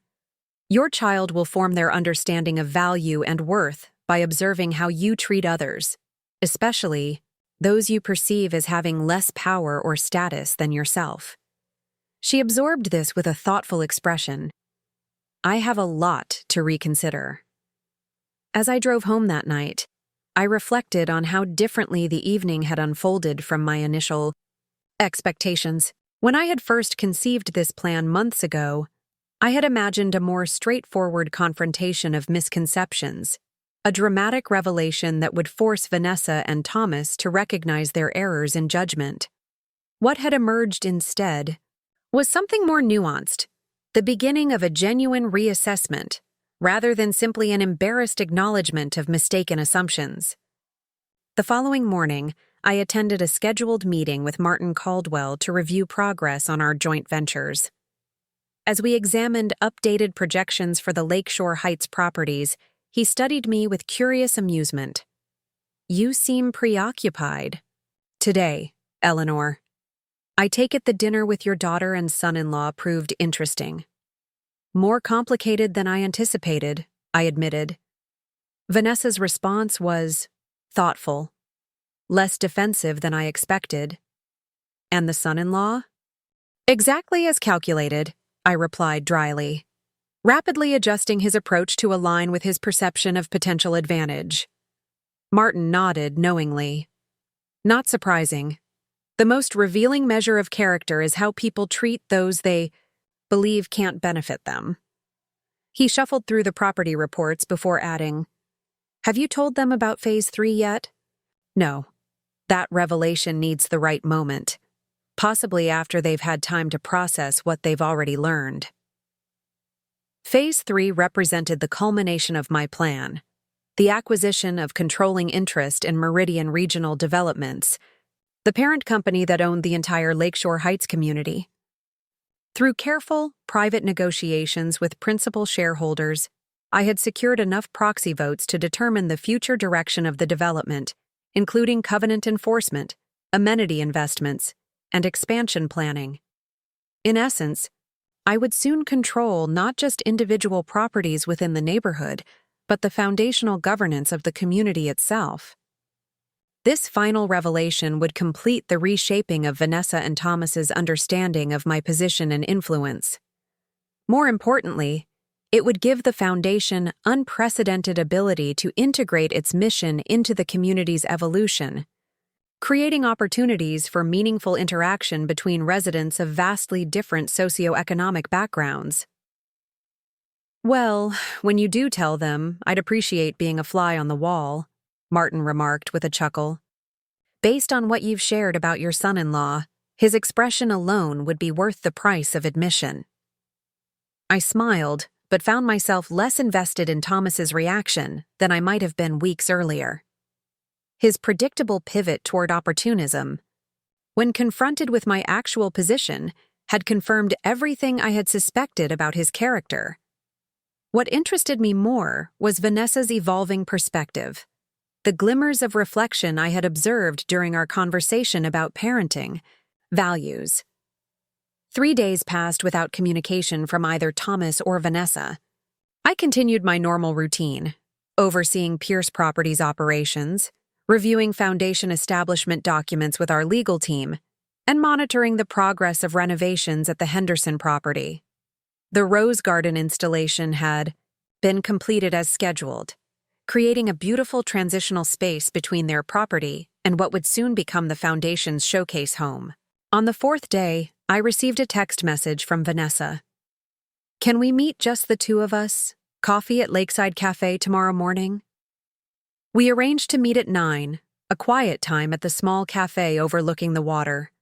I arrived precisely on time to find Vanessa already seated at a corner table, 2 steaming mugs waiting. She had chosen a location where we were unlikely to encounter her usual social circle, a small detail that suggested this conversation would be genuine rather than performative. "I ordered your usual," she said as I joined her. "Black coffee, no sugar. At least I hope that's still your preference. I realized there are so many basic things about you I've stopped noticing or asking about over the years." "That's still my preference," I confirmed, impressed that she remembered despite our infrequent coffee outings. She nodded, wrapping her hands around her own mug. "Thomas and I have been talking almost constantly since dinner, or rather, talking at each other from completely different perspectives." "I can imagine," I replied neutrally, waiting for her to continue. "He's focused entirely on the financial aspects, calculating the potential benefits of the caretaker arrangement versus maintaining our current position, analyzing whether your foundation connections could advance his career, even researching whether Patterson and Mercer might have openings in their corporate division." She shook her head, a combination of exasperation and resignation in her expression. "It's like he's solving a math problem rather than considering what this means for our family." I sipped my coffee, allowing her the space to process aloud. "And your perspective?" "I keep coming back to one question," she said, meeting my eyes directly. "How did I become someone who would make her own mother sleep on an uncomfortable couch while lecturing her about retirement planning? When did I start seeing you as a problem to manage rather than a person to respect?" The raw honesty in her question caught me off guard. I had prepared for many reactions: defensiveness, grudging acknowledgement, even strategic reconciliation, but not this level of genuine self-examination. "We all develop blind spots, Vanessa. especially when we're heavily invested in particular narratives about ourselves and our place in the world. That's a gracious way of saying I became exactly the kind of person I used to despise, she replied with a sad smile. Remember how I used to rant about Caroline Webster's family in high school? How they treated their housekeeper like she was invisible, talking about her financial struggles right in front of her as if she couldn't hear or understand? I did remember. Teenage Vanessa had been fiercely attuned to injustice, particularly regarding class distinctions and disrespect toward service workers. Somewhere along the way, that sensitivity had been blunted, replaced by the very attitudes she had once criticized. What changed wasn't your capacity for empathy, I suggested gently. It was the context you were operating within. Environments shape us more than we like to admit. The social circles you entered at college and later, through Thomas's connections, reward certain behaviors and perspectives while discouraging others. She considered this, absently tracing the rim of her mug. That's true, but it doesn't excuse it. I made choices every step of the way, about who to befriend, which values to prioritize, how to measure success. Somewhere along the line, I started valuing the approval of people like Charlotte Kingsley and Rebecca Holbrook more than honoring what you'd taught me about treating people with dignity regardless of their circumstances. Charlotte and Rebecca were prominent figures in Vanessa's current social circle, wives of Thomas's colleagues, women whose family wealth stretched back generations and whose lives revolved around carefully calibrated displays of status and influence. It's never too late to reassess those choices, I observed. Particularly with a child on the way, becoming a parent has a way of crystallizing what truly matters. Vanessa's hand moved unconsciously to her abdomen, a gesture that was becoming habitual.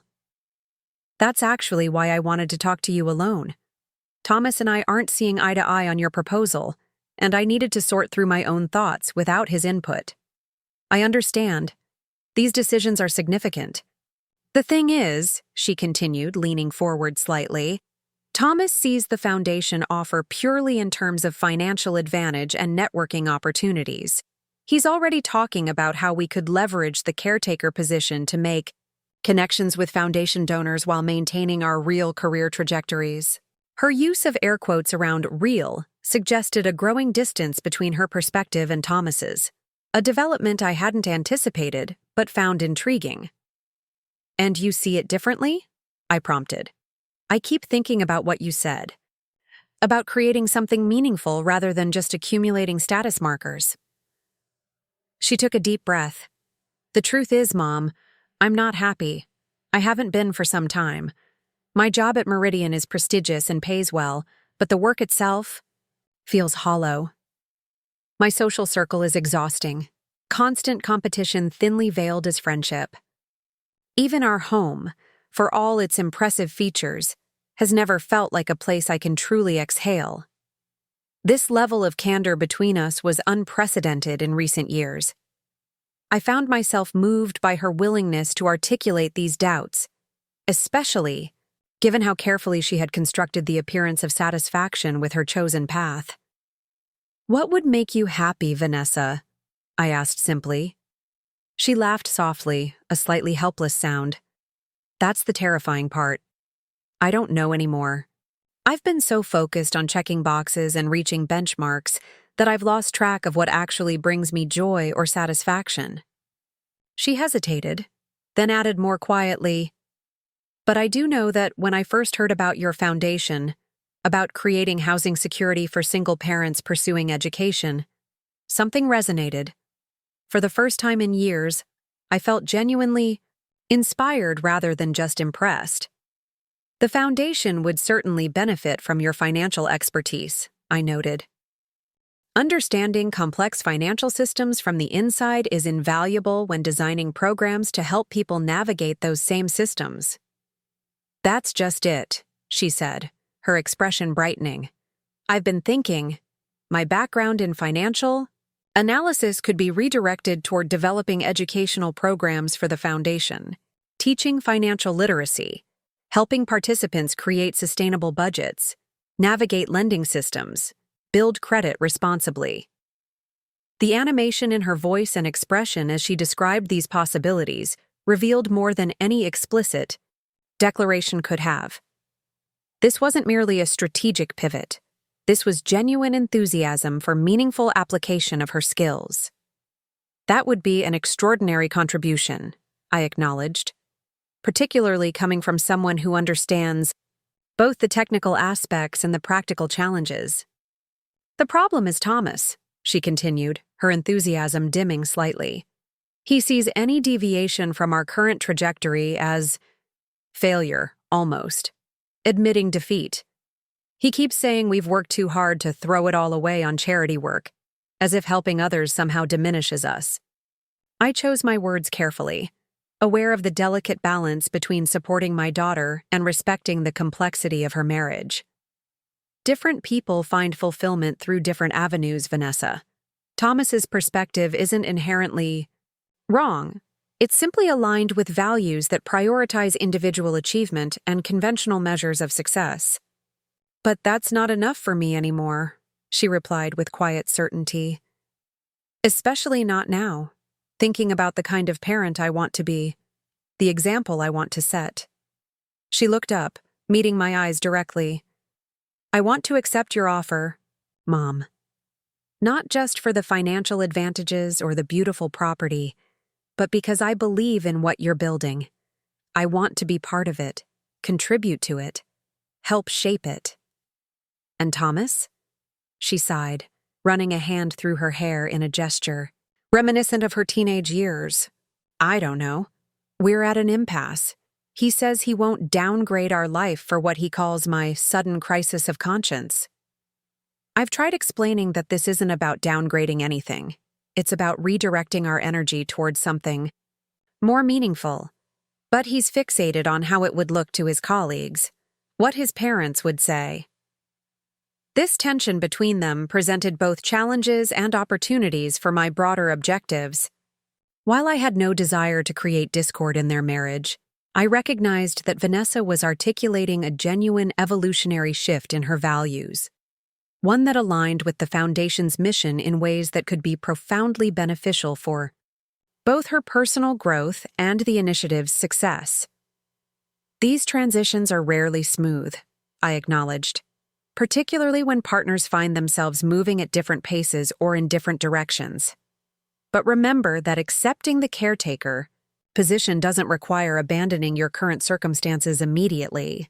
It could be structured as a gradual transition, maintaining your existing home and positions while incrementally increasing your involvement with the Foundation. A phased approach, she mused, considering. That might be easier for Thomas to accept. He responds better to incremental changes than dramatic pivots. Exactly. And it would give both of you time to evaluate whether the Foundation work brings the fulfillment you're seeking. Vanessa nodded, a new determination settling in her expression. I'd like to visit the Foundation offices, learn more about the specific initiatives. If I'm going to convince Thomas this is worthwhile, I need to understand every aspect thoroughly. I'd be happy to arrange that, I replied, pleased by her proactive approach. The team is still small but growing. We've recently hired a program director with extensive experience in nonprofit housing initiatives. Her perspective would be particularly valuable as you consider how your skills might complement existing efforts. As our coffee meeting extended into a second hour, I observed a quality in Vanessa I hadn't seen in years: genuine intellectual engagement unclouded by status concerns or performative gestures. She asked insightful questions about the Foundation's structure, funding mechanisms, and program evaluation metrics. Her analytical mind, so often directed toward career advancement and social positioning, was now focused on understanding systemic approaches to addressing housing insecurity. When we finally parted, she hugged me. A real embrace rather than the perfunctory air kisses that had become our norm. Thank you, she said simply. Not just for the Foundation opportunity, but for not giving up on me even when I was at my most insufferable. "You're my daughter," I replied. "That doesn't change based on circumstances or misunderstandings." As I watched her walk to her car, I reflected on how differently this plan was unfolding than I had initially envisioned. What had begun as a lesson in humility and perspective had evolved into something more profound, potentially a genuine redirection in Vanessa's life course. Whether Thomas would adapt to this evolution remained to be seen, but I found myself more invested in supporting Vanessa's emerging clarity than in orchestrating further revelations or confrontations. The following week brought rapid developments on multiple fronts. The final paperwork for the Meridian Regional Development's acquisition was completed. I now effectively controlled the parent company of Lakeshore Heights. The foundation offices were established in a renovated historic building downtown, creating a professional but welcoming environment for staff and program participants alike. And most significantly, Vanessa began spending her lunch hours and occasional afternoons at the foundation, learning about operations and developing proposals for financial education components. Thomas maintained a careful distance from these developments, neither actively supporting Vanessa's involvement nor explicitly opposing it. According to Vanessa, he had adopted a wait-and-see approach, privately skeptical but unwilling to directly challenge something that now clearly mattered to his pregnant wife. On Friday afternoon, as I reviewed architectural plans for converting part of the colonial property into a community space for foundation participants, my assistant announced an unexpected visitor, Thomas Bennett, without Vanessa. He entered my office with the confident bearing of someone accustomed to commanding attention in professional settings, though I detected an underlying tension in his posture. "Eleanor," he greeted me with practiced warmth, accepting my invitation to sit. "I hope I'm not interrupting. I was downtown for a meeting and thought I'd stop by rather than calling."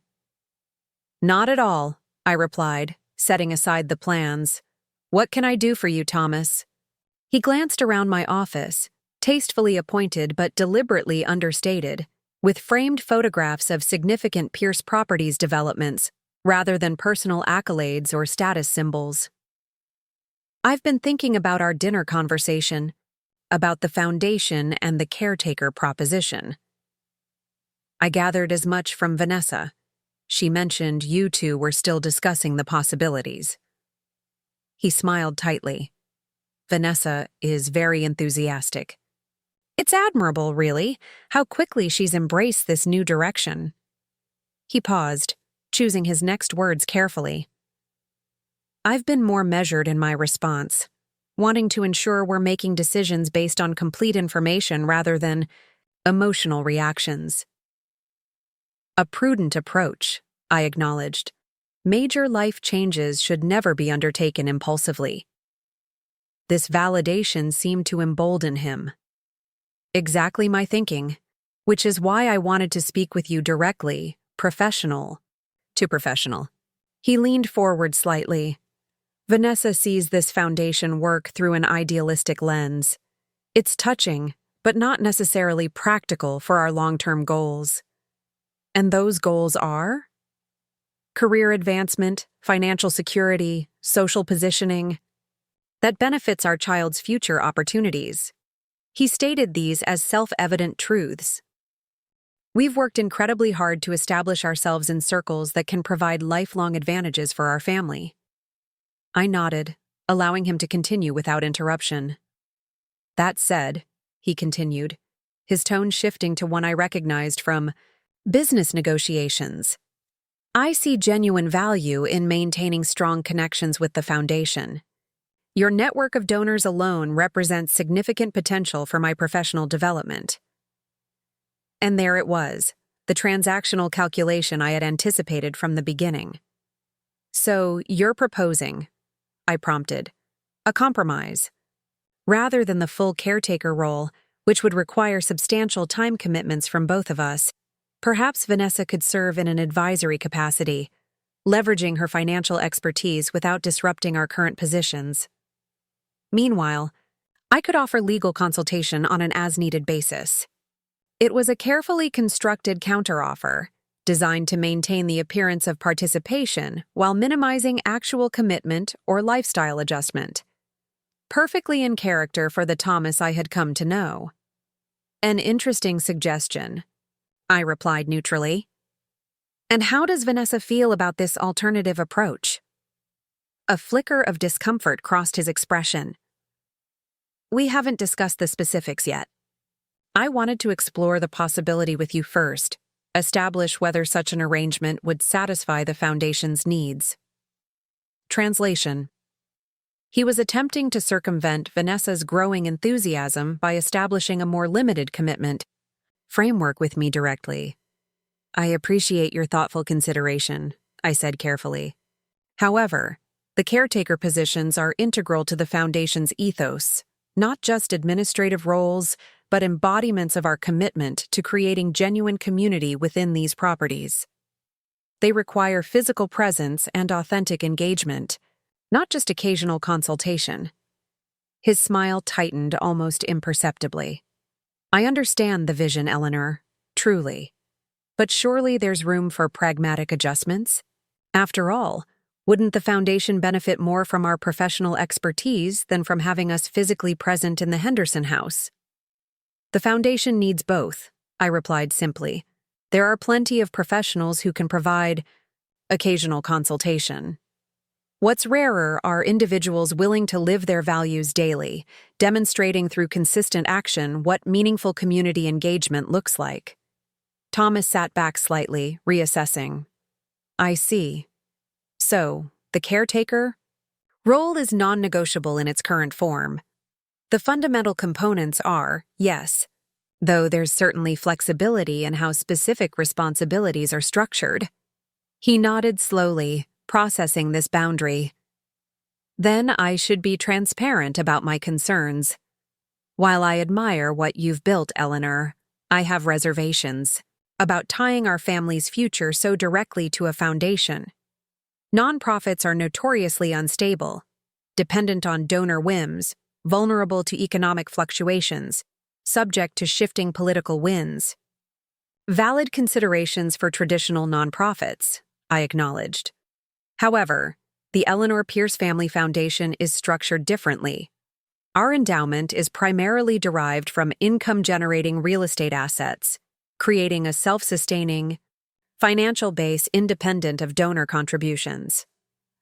This reminder of the Foundation's financial stability, and by extension my own, seemed to recalibrate his approach once again. Well, that's certainly reassuring, he admitted. Still, there's the matter of our professional trajectories. Vanessa has been on track for a senior leadership position at Meridian Financial. My own partnership prospects at the firm are promising. The caretaker role would necessitate scaling back these pursuits. Not necessarily, I countered. The role requires presence and engagement, not complete career redirection. Many of our most effective community leaders maintain professional identities beyond their foundation work. Thomas studied me, clearly trying to determine whether further negotiation would be productive. You've thought of everything, haven't you? I've considered many possibilities, I replied evenly. Just as you're doing now. He chuckled, a sound with little actual humor. Vanessa keeps saying I'm overthinking this, that sometimes the right choice isn't the one that maximizes financial return or career advancement. She might be onto something, I suggested mildly. He stood, smoothing his already impeccable suit jacket. Well, I should get back to the office. Thank you for hearing me out, Eleanor. I'll continue discussing options with Vanessa. As he reached the door, he paused, turning back with a carefully casual expression. By the way, I've been curious. There are rumors circulating about Meridian Regional Developments undergoing some kind of ownership restructuring. Since they manage Lakeshore Heights, I've been wondering if you've heard anything through your real estate channels. And there it was, the real purpose behind his unscheduled visit. Despite all his strategic calculations about the foundation offer, he remained completely unaware that his comfortable world at Lakeshore Heights would soon be directly under my influence. The final revelation still awaited its perfect moment. Corporate restructuring happens regularly in development firms, I replied noncommittally. If I hear anything concrete, I'll certainly let you know. He nodded, satisfied with what he perceived as a casual information exchange, rather than a deliberate omission. After Thomas departed, I sat quietly in my office, considering the contrasting approaches of daughter and son-in-law. Vanessa's genuine evolution toward meaningful engagement stood in stark contrast to Thomas's persistent focus on extracting maximum advantage with minimum disruption to his carefully constructed life plan. The question now was whether these divergent perspectives could find sustainable common ground, and what role my final revelation would play in either bridging or widening that gap. The foundation gala arrived on a perfect autumn evening, the colonial property transformed into a showcase for our vision. Golden light spilled from every window, and carefully placed lanterns illuminated the garden paths where guests would soon gather. I arrived early to oversee final preparations, ensuring every detail reflected the dignity and warmth central to our mission. As I adjusted a display highlighting our housing security programs, I spotted Vanessa arriving alone. She wore a simple but elegant dress, her pregnancy now visibly showing at 5 months. Her expression carried a quiet determination I recognized from her childhood, the look she wore when she had made an important decision. Thomas is coming separately, she explained, anticipating my question. He had a client meeting that ran late. At least that's what he said. Her tone suggested skepticism. We had another conversation about the foundation this morning. It didn't go well. I'm sorry to hear that, I replied, genuinely concerned despite my complicated feelings about Thomas. Has his position changed at all? Not meaningfully. He keeps trying to negotiate a compromise where I maintain a respectable career while volunteering occasionally with the foundation. She shook her head. He doesn't understand that this isn't about balancing commitments. It's about fundamental values and where I want to direct my energy. Her clarity surprised and moved me. The daughter who had once been so consumed with external validation had discovered an internal compass that transcended social positioning. You've changed, I observed softly. I've remembered, she corrected. The person I was becoming before I got caught up in proving my worth through achievements and associations. She glanced around the foundation space. What you've built? Here, it's not just about housing or education. It's about restoring dignity and possibility to people society often dismisses. That's what I want my child to understand about success. As guests began arriving, we separated to fulfill our hosting duties. I greeted community leaders and potential partners, while Vanessa welcomed neighbors from Lakeshore Heights who had accepted our invitation. Many arrived with visible curiosity about my sudden prominence in local development circles. The housekeeper's daughter they had politely tolerated now revealed as a significant property owner and foundation founder. Thomas arrived 45 minutes late, impeccably dressed and projecting confident ease despite his delayed appearance. He approached Vanessa with a carefully composed smile, though I noticed the tension between them in their brief exchange. When he greeted me, his demeanor was similarly controlled. Eleanor, the transformation of this property is remarkable. Very impressive vision. Thank you, Thomas. I hope you'll find tonight's announcements equally compelling. A flicker of wariness crossed his expression. Announcements? Beyond the foundation launch? All in good time, I replied with a gentle smile. The formal program will begin shortly. As guests settled into their seats for my presentation, I took a moment to observe the gathering. The deliberate blend of affluent Lakeshore Heights, residents alongside community organizers, educators, and potential program participants physically embodied the integration we hoped to foster. Different worlds intersecting in meaningful exchange rather than remaining comfortably separate. Thank you all for joining us this evening, I began, to celebrate the official launch of the Eleanor Pierce Family Foundation. While our legal establishment was completed months ago, tonight marks our public introduction and the unveiling of our comprehensive mission. I outlined our core initiatives: housing security for single parents pursuing education, financial literacy integrated with practical support, community-centered design principles fostering genuine connection. Throughout this portion, I noticed Thomas maintaining a politely interested expression while subtly scanning the room, noting which influential figures were present. These initiatives reflect personal experience as much as professional expertise, I continued. Many of you know pieces of my story. Raising Vanessa as a single parent while working multiple jobs, sacrificing immediate comfort for long-term security, eventually building a successful real estate enterprise through persistence and strategic vision. I glanced toward Vanessa, whose expression conveyed pride and newfound understanding. Tonight, I'm pleased to share a significant development that will expand our foundation's capacity to fulfill its mission. Pierce Properties has secured controlling interest in Meridian Regional Developments, the parent company responsible for Lakeshore Heights and several other residential communities throughout our region. An audible wave of reaction swept through the room. Several Lakeshore Heights residents exchanged startled glances, whispering behind program booklets. Thomas's carefully maintained expression faltered, surprise and rapid calculation visibly competing across his features. This acquisition allows the foundation to implement integrated housing approaches across diverse communities, maintaining the quality and character of existing developments while introducing thoughtfully designed affordable components in future phases. I detailed specific plans for each affected community, emphasizing continuity for current residents while outlining gradual integration of foundation initiatives.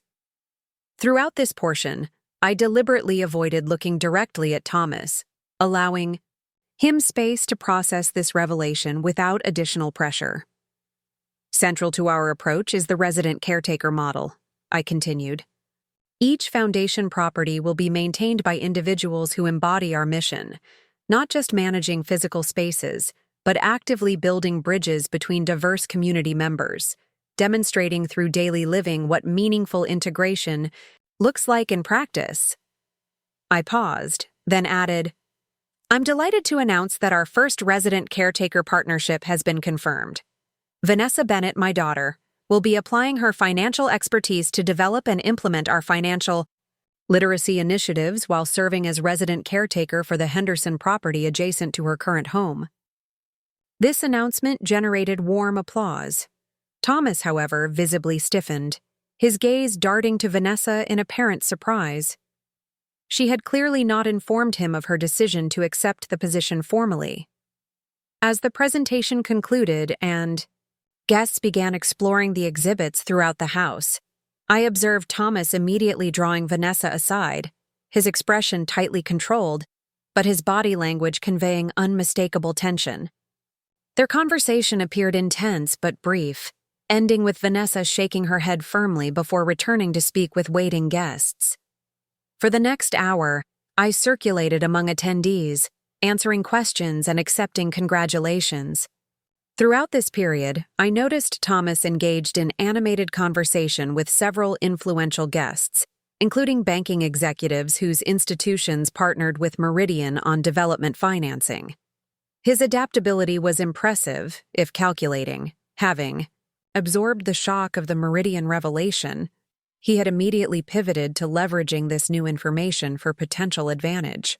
Vanessa, meanwhile, moved through the gathering with genuine engagement, introducing community partners to Lakeshore Heights neighbors, explaining curriculum models to interested educators, embodying the bridge-building role she had committed to assuming. As the evening wound down, I found myself momentarily alone near the display outlining our affordable housing integration model. Thomas approached, his expression carefully neutral. "Eleanor, may I have a word?" "Of course," I replied, guiding him toward a quieter corner. "The Meridian acquisition was quite a revelation," he began, his tone measured. "You've positioned yourself to fundamentally reshape the community's development trajectory. The foundation's Mission requires systemic approaches, not just individual interventions, I explained. Integrated control allows more effective implementation. He nodded, maintaining his composed expression. Vanessa seems determined to proceed with this caretaker role, despite our conversations about balancing it with her established career path. She's found work that genuinely resonates with her values, I observed. That's a precious discovery many people never make. With respect, Eleanor, you've essentially upended our carefully constructed life plan, he replied, an edge entering, his voice despite his effort at control. The position at Meridian Financial, our standing in Lakeshore Heights, the connections we've cultivated, these aren't trivial matters to simply discard for a well-intentioned charitable project. I understand they feel significant, I acknowledged. But perhaps the question isn't what might be lost, but what could be gained through a different measure of value and success. His expression tightened. That's a conveniently philosophical perspective from someone who's already achieved conventional success. You've built wealth and influence before choosing this altruistic pivot. Vanessa and I are still establishing ourselves. Actually, Thomas, I never separated those objectives the way you describe, I corrected gently. Even while building Pierce Properties, my decisions were guided by values beyond profit maximization. The foundation is an extension of that approach, not a rejection of previous success. Before he could respond, Vanessa joined us, having completed her conversations with departing guests. The last group just left, she reported. Several neighbors asked about volunteer opportunities, including Susan Hargrove, who always seemed so dismissive of community outreach before. Thomas attempted to match her positive energy. Yes, you were quite persuasive with the financial literacy presentation. He paused, then added with forced casualness, we should head home. We have that brunch tomorrow with my firm's partners. Vanessa's expression shifted. I told you yesterday, Thomas, I'm not attending. I have a meeting with the curriculum development team to finalize the first workshop modules.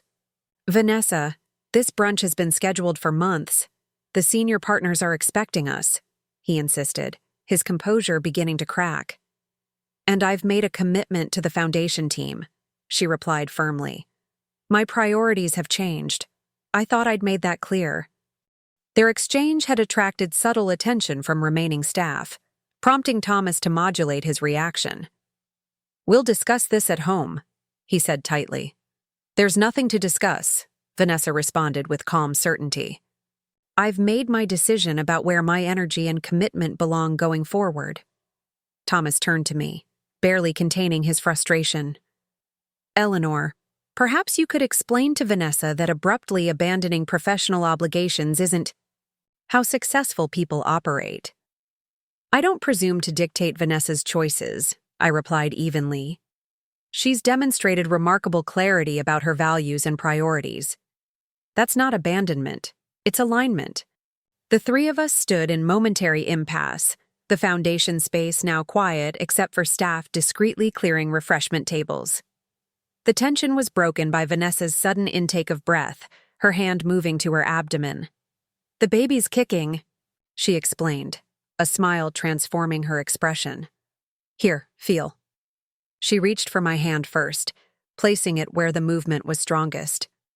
The flutter against my palm created an instant connection to this new life. My grandchild, who would grow up in circumstances so different from what either Vanessa or I had experienced. Thomas? She offered, extending her other hand toward him. He hesitated, his expression conflicted. For a moment, I glimpsed the genuine battle occurring within him, between the carefully constructed life plan he'd been pursuing and the unmistakable reality of impending fatherhood within a changing family dynamic. Slowly, he placed his hand beside mine. When he felt the movement, something shifted in his expression. A softening, a momentary transcendence of the calculations and positioning that had dominated his approach. That's remarkable, he said quietly. This is what matters, Thomas, Vanessa said gently. Not brunch with partners, not neighborhood status, not even career trajectories. This child deserves parents who live with authenticity and purpose, who demonstrate through daily choices what truly constitutes a successful life. In that moment, watching them connected through this new life, I recognized that my elaborate plan had evolved far beyond its original purpose. What had begun as a lesson in perspective had catalyzed profound reassessment for Vanessa, and potentially for Thomas as well. 3 months later, the Henderson property renovation was complete, transformed into both a showcase for the foundation's approach to dignified, integrated housing and a comfortable home awaiting its resident. Caretakers. The rose garden along the property line had flourished despite the winter season, with early bulbs already pushing through the carefully prepared soil. I stood on the back patio, reviewing the property manager's final checklist, when Vanessa arrived carrying a small box. "The last of the nursery items," she explained, setting it down carefully. "Everything else is already arranged." Her pregnancy was now in its 8th month, her movements deliberate but energetic. The transformation in her extended beyond the physical. She carried herself with a quiet confidence that reflected inner alignment rather than external validation. "How does it feel?" I asked, "making this transition official?" "Right," she replied simply, "despite all the complications." The complications she referenced had been substantial. Following the foundation gala, she and Thomas had endured weeks of intense conversation about their future. His initial resistance had gradually evolved into reluctant acceptance, then cautious engagement with the foundation's mission. "Thomas is meeting with the financial planning team this afternoon," she continued. "He's actually developed some innovative approaches to integrating credit counseling with the housing security program." This represented significant evolution from his initial stance. While their marriage remained a work in progress, Thomas had begun applying his professional expertise to foundation initiatives, finding unexpected satisfaction in work that served genuine needs rather than simply accumulating wealthy clients. "And the house?" I inquired, referring to their original Lakeshore Heights property. "Listed yesterday," she confirmed. "We're not rushing the sale, but it feels increasingly unnecessary to maintain 2 homes so close together." This decision, to eventually sell their showcase home and fully commit to the caretaker residence, marked perhaps the most significant indicator of their changing priorities. The property that had once represented their arrival in exclusive social circles would soon become another family's home, while they embraced a role centered on community building rather than status maintenance. As we walked through the completed caretaker residence, with its thoughtfully designed spaces balancing beauty and functionality, I reflected on how differently events had unfolded from my initial expectations. What had begun as a lesson in perspective for a daughter who had underestimated her mother had evolved into profound reassessment of values for an entire family. "I never imagined sleeping on your couch would lead to all this," I observed, smiling at the memory of those uncomfortable visits. Vanessa laughed, resting her hand on her rounded abdomen. "I was so caught up in appearances, so determined to project the perfect life that I couldn't see what actually constituted a meaningful one. And now? Now I understand what you've known all along, that true success isn't measured by addresses or job titles or social connections.